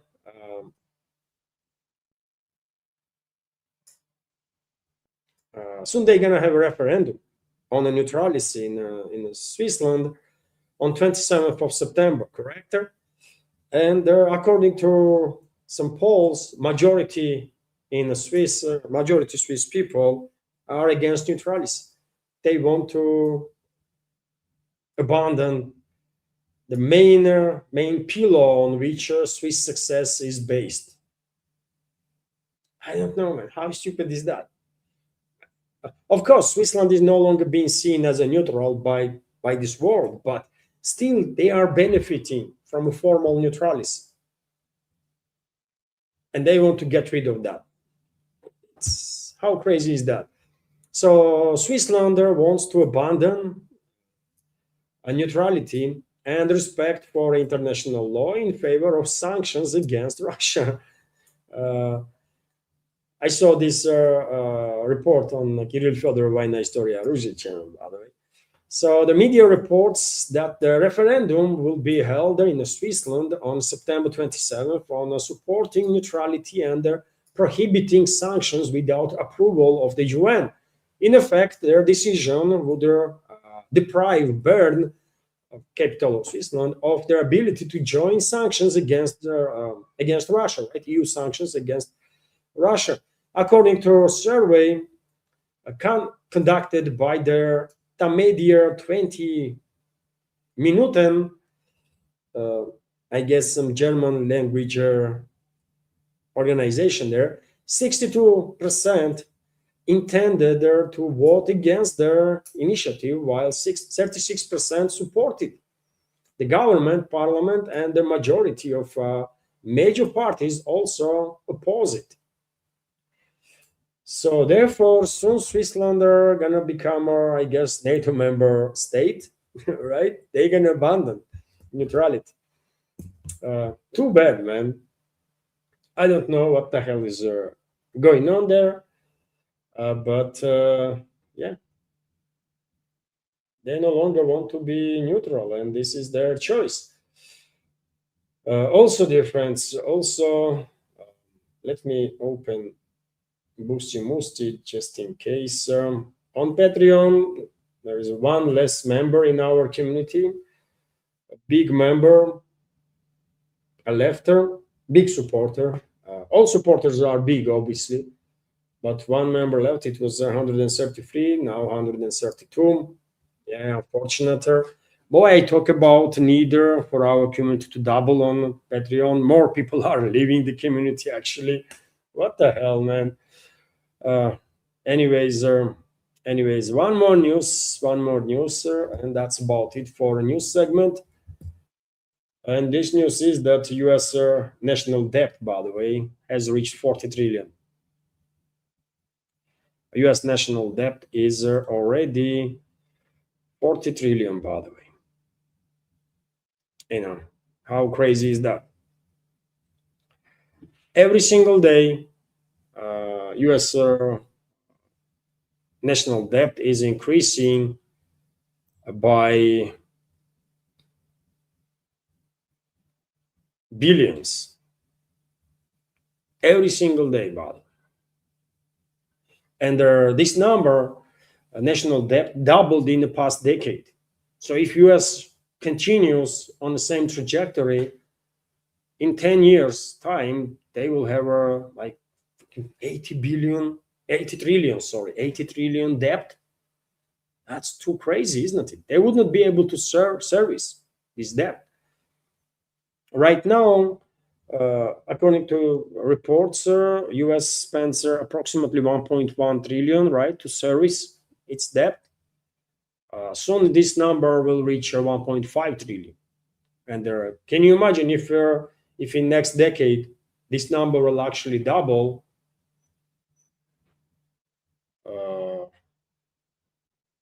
Well, US gonna go bankrupt, man. I don't know how they're gonna be able to pay to service these levels of debt, right? And pay 2 trillion every year, 2.5 trillion every year. They're not gonna be able to, man. Right? So yeah, maybe it is time for US citizens to actually think about evacuation from the US. Until it's still more or less prosperous country, by the way, and whatever they have as an asset in US still has some value. So they can sell that stuff there in US and go somewhere else, right? And buy some stuff and secure, safe, nice future for themselves. Anyways, this is it for news segment today. I hope you liked it. I hope it was interesting, informative, and useful. And in that case, yet again, I guess I'm no longer have to use such a wording as please like the video, please join our community on Patreon or something, because opposite is happening. So I will say nothing. I will just say nothing, man. You know.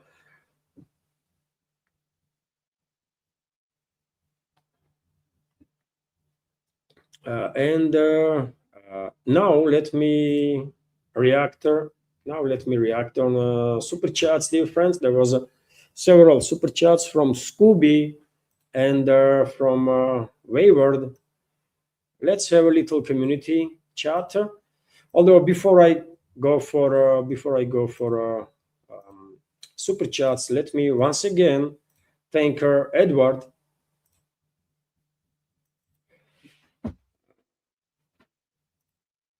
Edward, thank you very much once again for your donation yesterday through PayPal. Thank you for this support. And now let's have a little chatter. There is a super chats, by the way, and let's see what the super chats are about. As I have said many times before, you can initiate a conversation about any topic, really. And so thank you, Scooby, for your super chat and their donation on Rumble.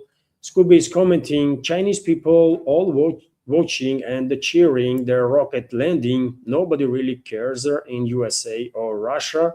They are motivated. Nobody, you mean nobody cares either in US or Russia about launches and landing space programs? No, I would not say this way. Maybe Chinese people are more motivated. Yeah, could be case. Could be case, but nevertheless, here in Russia and also in US, there are a lot of people that are paying attention to these developments. Every launcher in US, for example, of SpaceX, or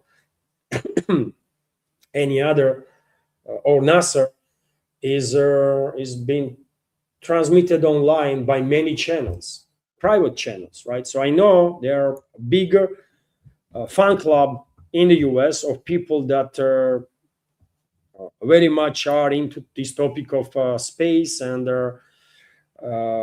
aero space industry and space explorations and stuff. And here in Russia, well, you're not going to be able to get anywhere close to cosmodromes, by the way, space stations. But well, I like the topic, so many other people do pay attention to these topics too. That's why I know, for example, the Chinese recently managed to catch their booster on a maritime platform, and yesterday they succeeded with the landing, right? Because I pay attention to this topic, and many others do also. But yeah, I can believe that in China there is whole another level of public unity and public interest towards certain topics that, and also state helps with that. I guess there is a state propaganda also, right, that enhances certain topics that unites people and gives them this feeling of being proud, right? Soviet Union was doing something like that, but there is no more Soviet Union. Modern Russia don't even has any ideology, by the way, right? As I have said many times before, when it comes to public relations, I mean, Russian leadership, Russian state institutions are just too bad, man. Unbelievably bad, right? Sometimes you might get like feeling that Russian leadership fundamentally, in principle, don't cares about public relations. Considers it to be like waste of time. That's how bad our public relations is on all possible levels, right? On all possible levels, state level, private sector, anything, man. We don't do public relations properly, which is a massive mistake if you ask me. But yeah, so I can see your point there, Scooby. Of course, space explorations is something that can unite public, for sure, significant parts of the public in this notion that yes, we are one people, we are one nation, we are prouder of success of our nation and all that kind of stuff, as Soviet Union was doing, man, and the Soviet people were actually united and proud. But there is no more Soviet Union. And Soviet Union, remind you, was a pioneer when it comes to space explorations, isn't it? There were so many achievements during the Soviet Union, so many freaking achievements, and once Soviet Union collapsed, well, when it comes to achievements, well, we can't really brag about much. But you know, also there was another super chat, sir. Let me highlight this another super chats too. Wayward, thank you very much for your super chat, and Wayward and the dollar donation, and the Wayward is commenting, these attacks on the Russian critical infrastructure and civilians should be a national embarrassment to Putin and his government. I guarantee you they will go after Kaliningrad at some point, and well, they will go after Kaliningrad. I have no doubts that they are preparing for it. I'm quite sure they are preparing for it. After all, those statements from acting and former commanders of NATO that they are ready to obliterate Kaliningrad region, those statements are not some random stuff. So I'm quite sure they have real plans to attack Russia from Finland, from Baltic states, from Poland, Romania. You know, I don't know about Turkey, but they will use the western part of Black Sea for attacks, for sure.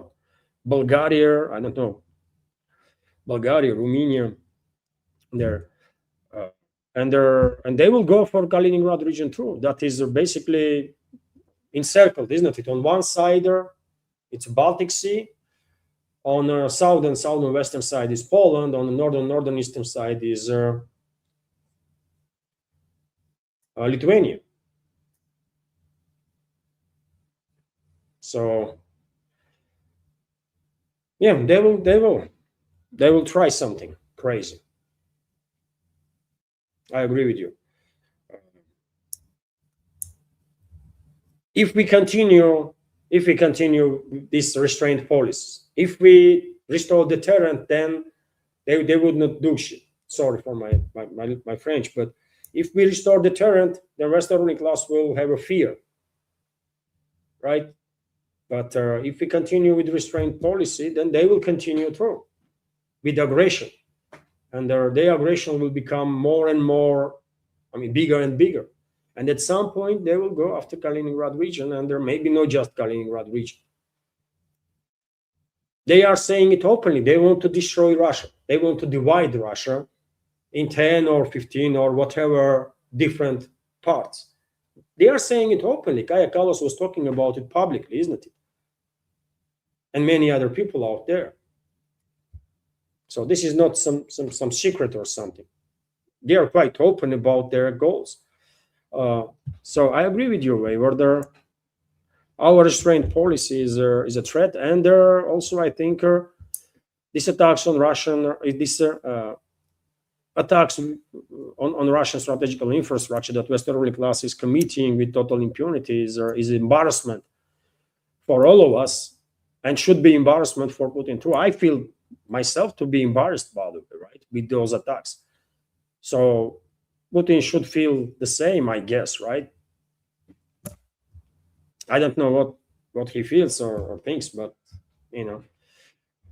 Scooby is so. Thank you, Wayward, for sharing. Scooby is also commenting, like Iran, Russian elites apparently have ties to the UAE and Saudi and other nations to generate global welfare. Is this perverse incentive regarding the war effort?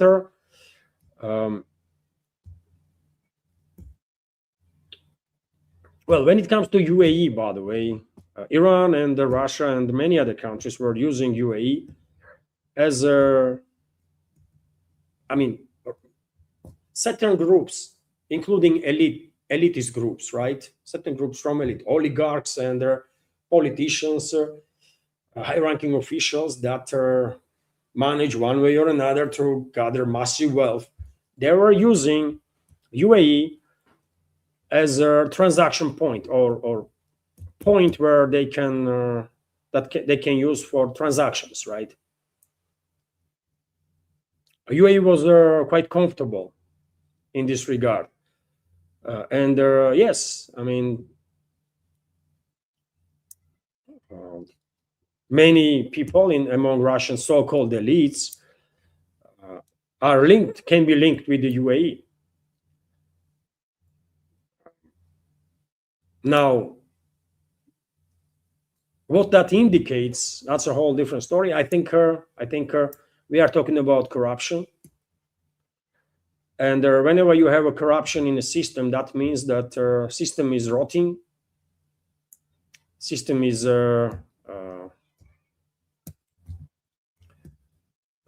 serving not the interests of the people, but interests of the wealthy and the powerful.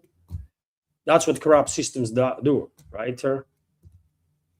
And I think this is a fundamental issue that Russia is facing when it comes to national security. I always said that biggest threat that Russia is facing is the corruption and corrupt officials, right? I'm not going to talk about Iran. It's Iranians' business. But when it comes to Russia, I think corruption and the corrupt officials are a major threat that Russian people and Russian Federation is facing. Not the NATO, not the US, not the UK, no nothing, not the aliens, corruption and corrupt officials. If we are able to deal with these threats, then we can deal with everything and anything. you know. So yes, you are correct. Moscow has quite specific ties with UAE, and first and foremost because of the corruption. I mean, it's just that simple. First and foremost because of the corruption. UAE is a money laundering machine for many. That's what UAE is, by the way. That's on what Dubai is being built. It's a massive money laundering scheme. You know, that's how it is, isn't it? Am I saying something extraordinary? No, that's just objective reality. It is what it is. Because objectively, there is no reasons. To have like extraordinary good relationships with Abu Dhabi, by the way, right? There is no reasons for that, objectively speaking. But Russian leadership definitely has specific ties. Russian political elites, by the way, right? And well, Dubai is one of, or used to be at least one of their preferred destination for a Russian elitist class and their family members and stuff. And I think this is mainly linked to corruption. That's my personal opinion. Although, of course, 70%, 80% corruption, 20% is actual some politics, let's say, right? And normal business.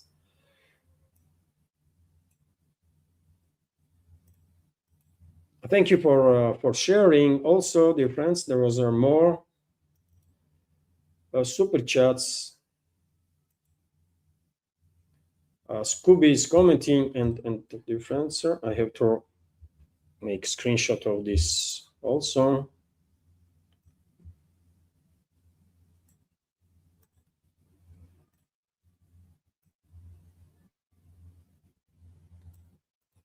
So Scooby is commenting. Thank you, Scooby and Wayward, for your for more super chats from you and dollar donations on these super chats. And Scooby is commenting. It seems the news regarding Russian banking withdrawal is accurate.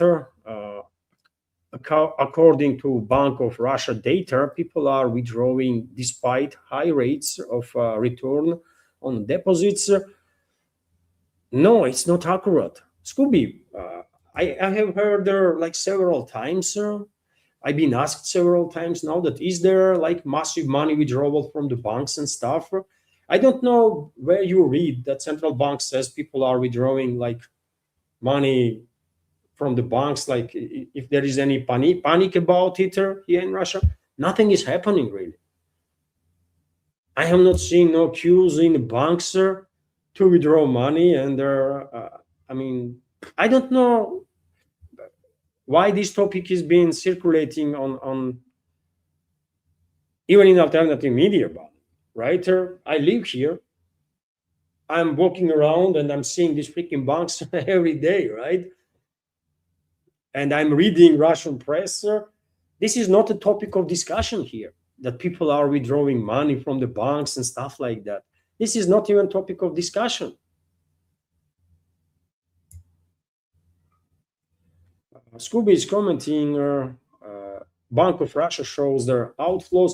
Well, maybe people are spending more from their savings because you cannot get a credit from the bank. You know? Now, if you, let's say you have a little business, right?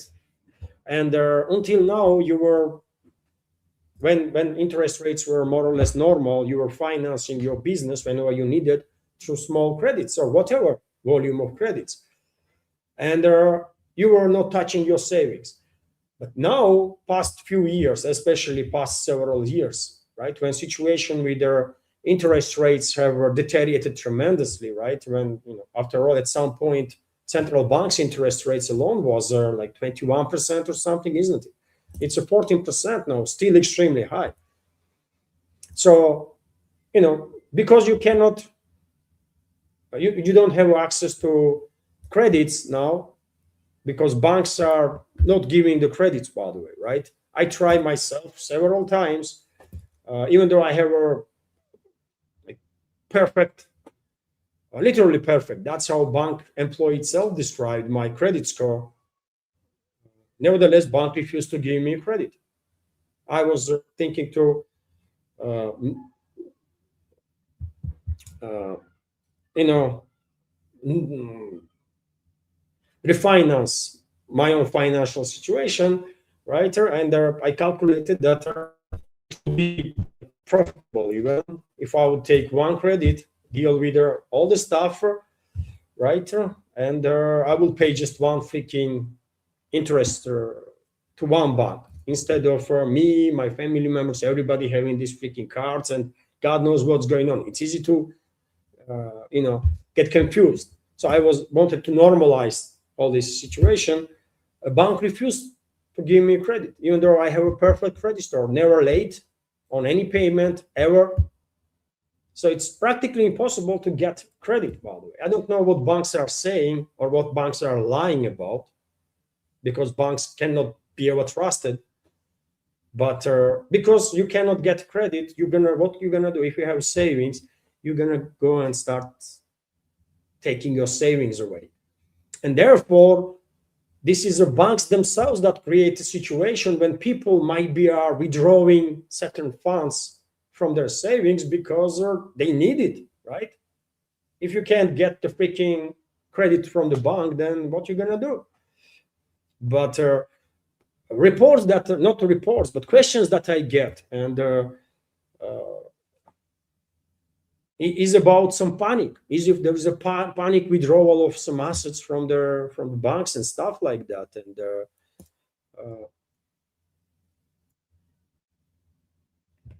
there is no such a thing, man. No one is panicking, and this is not a topic of discussion here even. I never discuss this topic with anybody, right? And I live here, by the way. I talk to people every day, and this is not a topic of discussion. I guess someone in the West decided that they're going to push this narrative to create some panic here inside the Russia, and they're pushing this narrative, pushing, and some people are believing this stuff, and then some of those people are asking me questions about it, right? Literally today, twice I had to respond on this question, on the question on this topic exactly, and now you are writing about it, Scooby. So there is no panic withdrawal of assets. There is no panic here in Russia about anything, especially about banks, man. Also, Wayward is. Thank you for sharing, Scooby. Also, Wayward is commenting.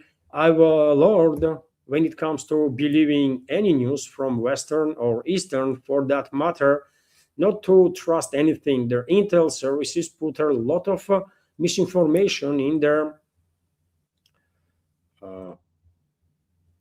Let me read full.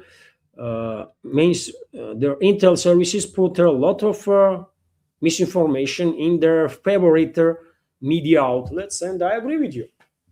100%. I don't trust no MSM whatsoever. Eastern, Western, I don't care. I just don't trust MSM, period. And I don't watch TV, for example, for decades now. I literally don't watch TV. If I'm moving around and TV is on, I mean, usually it's a movie or something, right? Music maybe. But I have not watched news program on a TV. I don't know for how long now. I read the press, though. I read the press a lot. Obviously, I have to part of a job, but with press it's easier, right? With press it's easier. You can always check and double check information and make sure that yes, this part on this report is correct, it's factual, so yeah, I can use this information in my program, for example. But when it comes to general attitude towards MSM, I'm with you there. Don't trust no MSM. I don't care. It's from US, from Europe, from Russia, from China, from whichever other part of this world. MSM is a propaganda. I don't think in MSM you can see real journalism anymore. It's all propaganda, in my personal opinion, right? Only difference is the level of education of the propagandists that are working in those MSM outlets, in those propaganda outlets, really. That's what I think. Also, there was a more super chats. Wayward is commenting, Trump still thinks he hosting their apprentice show. His whole life before that show was about how to swindle people on the real estate deals and robbing his workers out of wages. Yes, I mean, he's a showman, right? He became famous on the federal level in US, being the showman, leading that apprentice show, for example, that I have never watched, by the way. Actually, I have watched the British version of it, but I never watched the American original show in which Trump was a leading figure. And yes, I mean, he's a showman, right? He's a showman, and probably it's mistake on my part to expect anything intellectual from him. I'm not saying all showmen are like dumb as Trump is, but I mean, from showmen you don't really expect their like deep level thinking necessarily and deep knowledge of some very serious stuff. Although can be exceptions, of course, right? But still, man, still Trump is just he's an 80-year-old man, right? And when you are 80-year-old, you have lived practically all your life, right? And you are acting this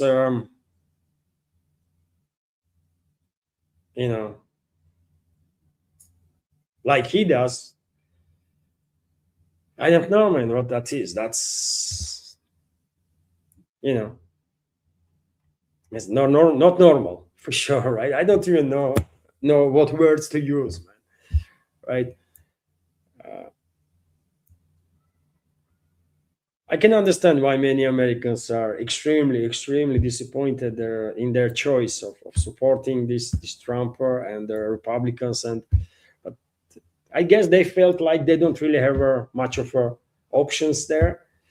Now they know better. They know that no matter who you vote, you will get same garbage in terms of policies, right? So many Americans know now that some actual changes are needed. Whether they will be able to achieve these changes, whole different story. But many people are realizing that system is corrupt. System is corrupt, and under the current system, you cannot achieve much really. So we will see what Americans gonna do. Also, Scooby is thank you for sharing, Wayward. Also, Scooby is commenting. Bon Hoover said, "Evil people can be reasoned with or opposed, but stupid people are immune to reason and act against their own interests due to conformity and fear. Your beef is with the let me check. Your beef is with the people, the one with which people? With the ordinary people, you say?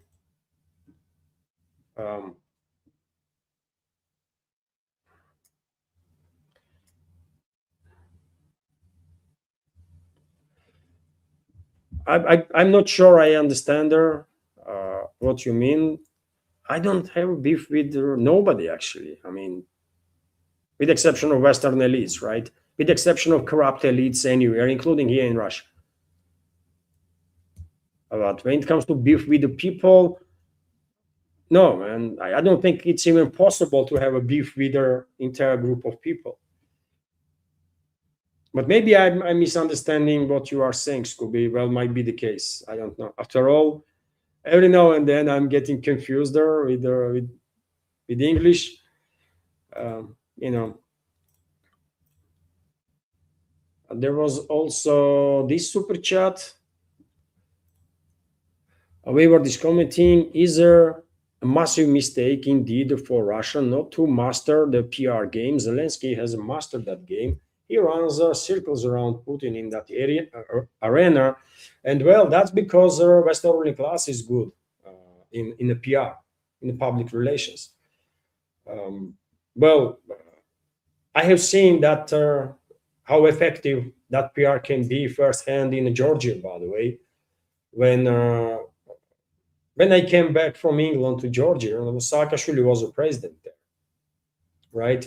U.S. asset of the Western ruling class, and they already had built their entire PR machine, right, to fool the people. And by the way, Saakashvili was conducting opening ceremony for imaginary companies. Literally, by the way, imaginary companies, non-existing companies. There was just some facade, right, painted on something, right? And one day he was filming on next to this facade, claiming that, well, this factory will do this and that, and blah blah blah. Next day, in some other place, some other shirt was put, also with their signs that, well, this is another factory.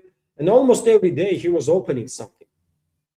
There was a massive machine that was working on the creation of the illusion. They were literally creating illusion, right, up front of the people. And people did not know. I mean, many people were getting confused and actually believing this nonsense, right? Because well, they see it on the TV, right? They were brainwashing people 24/7, by the way. I know how effective Western ruling class can be in terms of brainwashing. That's what PR is for them, right?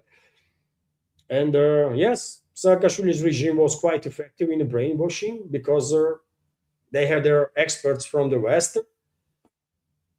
Zelensky's regime is quite effective because they also have experts from the West. Western ruling class is quite effective in that too, and that's how they managed to brainwash vast majority of the people in their own countries. When it comes to Russia, yet again, man, since the Soviet Union, I think for whatever reason, leadership has decided that public relations are not that necessary or something, right? And this subject was never given enough attention. That's why we are this bad, man, on all levels. It's not just state institutions that are bad, that are extremely bad in the public relations, but commercial institutions too. By the way, businesses are bad in this, right? Business that are in many cases has to prioritize you, and maybe a longer quality control, also public relations, advertising, which comes with it. Even businesses are neglecting this stuff. That's how bad we are in this subject, which is crazy. Never understood it, right? But it is what it is. You know, it is what it is, man.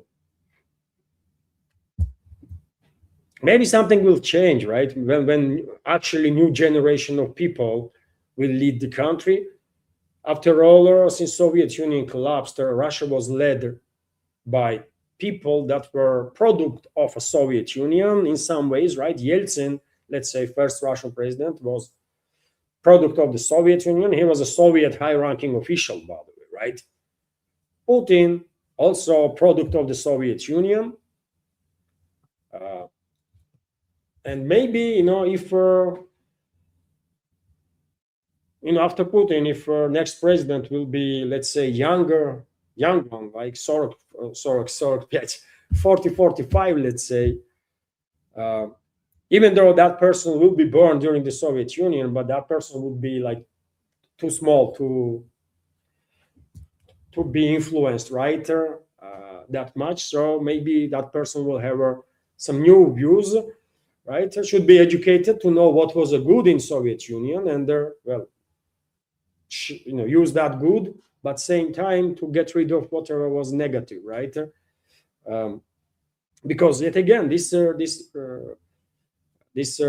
weakness in the public relations is coming from Soviet era. By the way, it's nothing new in this regard, which is a shame because Russia has done so many good things, by the way, after Soviet Union collapse, right, and continues to do so, right. For example, do you know that right now Russian IL-76 firefighter plane is actively working in Serbia to help locals to deal with their fires? Probably you have not heard about it whatsoever or anything, right? But it's a positive stuff, isn't it? It's a good thing, and there's so many things that are actually positive, right? But has not been promoted or something. Anyways, thank you for sharing. Thank you for sharing, Wayward. And also there was super chats, by the way. Let me react on it.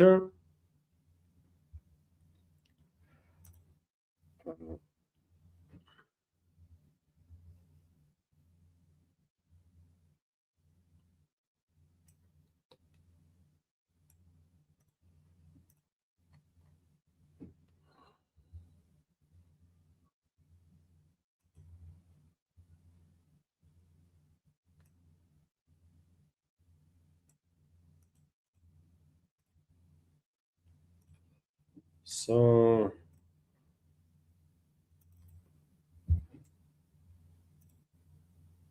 however, this commenting, Trump is unique when it comes to how dumb you can be and still be elected president of the US. That's the part of his appeal to the average Joe Jane in the US. I mean, yes, in a sense, if you want to send a message that, well, in this country anything is possible, then yeah, that will work, right? Actually, anything is possible. If you can elect Trump, then yeah, you can do anything, right? Uh, but on the other hand, I mean, Trump himself, I mean, how he can be way he is in his age. I mean, in when you are 80-year-old, I don't know. I just don't get it. But yeah, I mean, well, American ruling class give their effective enough show to public, right?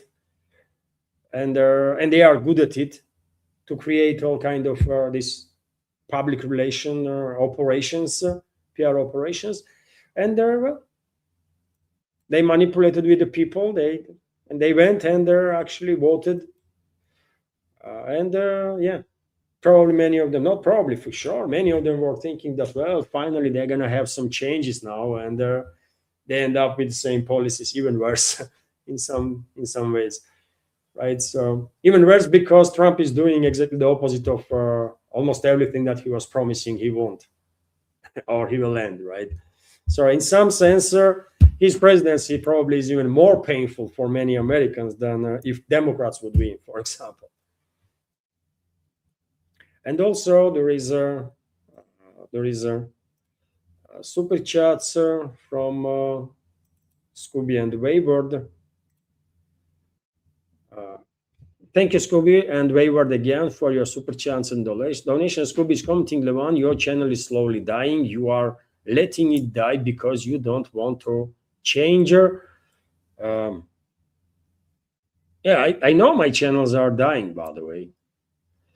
On YouTube, there is no grow on the channel for 2 years, and that's because shadow ban. I mean, change or not, you are in shadow ban. Algorithm does not cares, right? It has your channel's name, and that's it.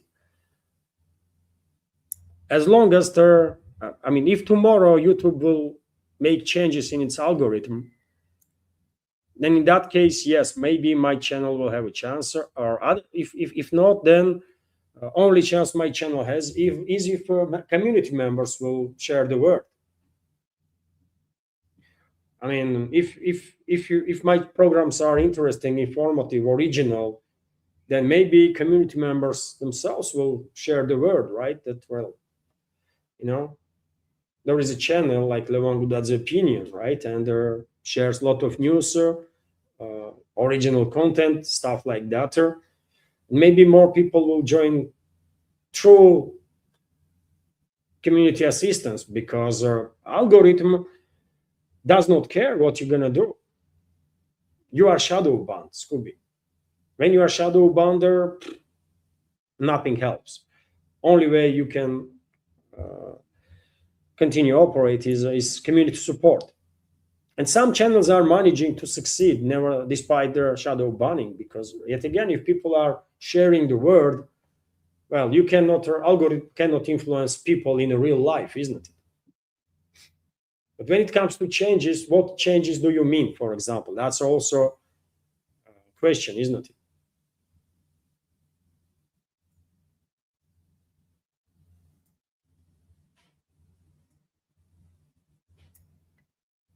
You know, but unfortunately, right now, yes, my channels are in a trouble because I cannot break through these shadow bans, and I cannot reach your subscribers even, right? I just can't, because algorithm will not let them see my videos. So what am I gonna do about it, man? Right? But if you share the word about existence of this channel, if other members of our community will share the word, right? If you are okay with the channel, if you like the content, and why not, isn't it? And yeah, that at some point that might help, actually, but without community support, it's hard to survive, man, when you are shadow banned. And yet again, what is your suggestions? What changes do you mean, for example? And also, thank you for sharing, Scooby. I appreciate your comments, sir, and their opinions, and especially when you are critical, because I myself is my biggest critic. I will argue, sir. I'm very much okay with the criticism. And Wayward is also commenting. Thank you, Wayward, for your super chat and the donation, also, of course. And Wayward is commenting. I remember that guy. He was the original Zelensky before Zelensky in Georgia. Yes, Saakashvili. Yes, absolutely. He was first test subject in the former Soviet Union, right? Western ruling class succeeded with Saakashvili, with their color revolution, with their regime change, with propaganda infrastructure to be built, with practically many other things, right? And it worked for quite some time. Eventually, people wake up. Yes, eventually people wake up, but it took a lot of time for them. And there are so many people die as a result of struggle between people and the regime. So many lives of so many people were destroyed. But eventually, yeah, people did wake up. But on initial stages, Western ruling class succeeded big time with their Saakashvili's experimenter, and they are using the same tactics in Ukraine, of course. You know, Saakashvili, that criminal, by the way, he personally took my citizenship away. I mean, he issued a decree, presidential decree, to take my citizenship in 2009. Decree was, if I remember correctly now, number 497 or something. He signed it on 24th of December 2009. I have all the documents, brother. They left paper trail. They took my citizenship. They fabricated my personal data, and based on that fabricated data, they took my citizenship. And Saakashvili himself signed the decree, issued a presidential decree to take my citizenship. And since then, I was a stateless person, by the way. He did it. That was a crime, obviously, right? They committed the crime, 100%. And I was a stateless person since 2009 and up to 2021 when I received Russian citizenship. So Saakashvili's regime was horrible for Georgia and people of Georgia, many. Difference, I think this is this is Scooby's comment, I guess, answer to my question. What should I do in terms of changes? New platforms outside of algorithm, new content that might attract people using an LLM to cut your worker in half. There are heaps of things you could do. You just don't want to do them. One day, it's bad that we don't know each other in real life. Otherwise, I would like to have a chat with you so that you would explain your vision better, so that I would understand better, right? But I know there is some things that I can do, and you see, there is some things that I can do, and I actually plan to do new content. I just have to manage my time better, and I'm working on that. Well, let's see how I will succeed. I don't disagree, Scooby, that I have to make some changes. I have to adapt. Of course, I have to, right? I agree with that point, absolutely, and I'm thinking about it, and let's see, man. Now you see, lately I made a change, isn't it? In the morning, I have a full program now, right? Yes, initially program is published on my Patreon and Boosty pages, and maybe after hour also on YouTube and Rumble. But before, I was publishing short clip from the program that was published only on Patreon and Boosty. Now full program is published on YouTube and Rumble, and believe it or not, but we managed to reach 37,600 like 15 times. YouTube is deleting or unsubscribing people, and well, these videos, these full programs, actually attracting subscribers. And in past 2 weeks, let's say, since I started publishing full updates early in the morning, I think we have about 100 new subscribers, although probably YouTube unsubscribed at least 50 or 70 people, right? I'm saying YouTube unsubscribed because literally a few days ago, one of the members of our community commented that he is sick and tired of subscribing to my channel, because every time he subscribes, YouTube unsubscribes him. So I know what YouTube does, man. And this is not the first time when I've been told that YouTube just takes their subscription away without their consent. So I'm gonna do some changes for sure. I know I have to adapt. I have to make more interesting programs. I think these 3 p.m. live streams are gooder programs, right?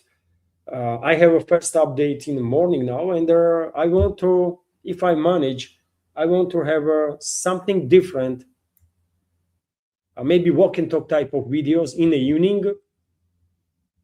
For example, Anna is telling me to start inviting guests, and I don't want to do this for now. But Anna is telling me that I should start inviting guests again and stuff like that. And also, don't refuse to appear on other channels, and I have refused quite a few times. in the past some time. Yeah, I'm gonna do some changes for sure. I'm gonna do some changes, but yet again, in order to deal with the algorithm, public support is needed, because community support is needed, because no matter what you do, eventually algorithm will kill your content anyways, right? Only way you can succeed is if you have a strong community support of people that actually know your content, know what you do, and are supporting. So we will see. We will see what will happen there. I will end the program now, if I may. Thank you very much to all of you, dear friends, for your support, for your attention. Thank you very much, Wayward and Scooby, for interesting community chat after the new segment. Many thanks to everybody, of course, for attention. Have a wonderful day, and take care. Bye for now.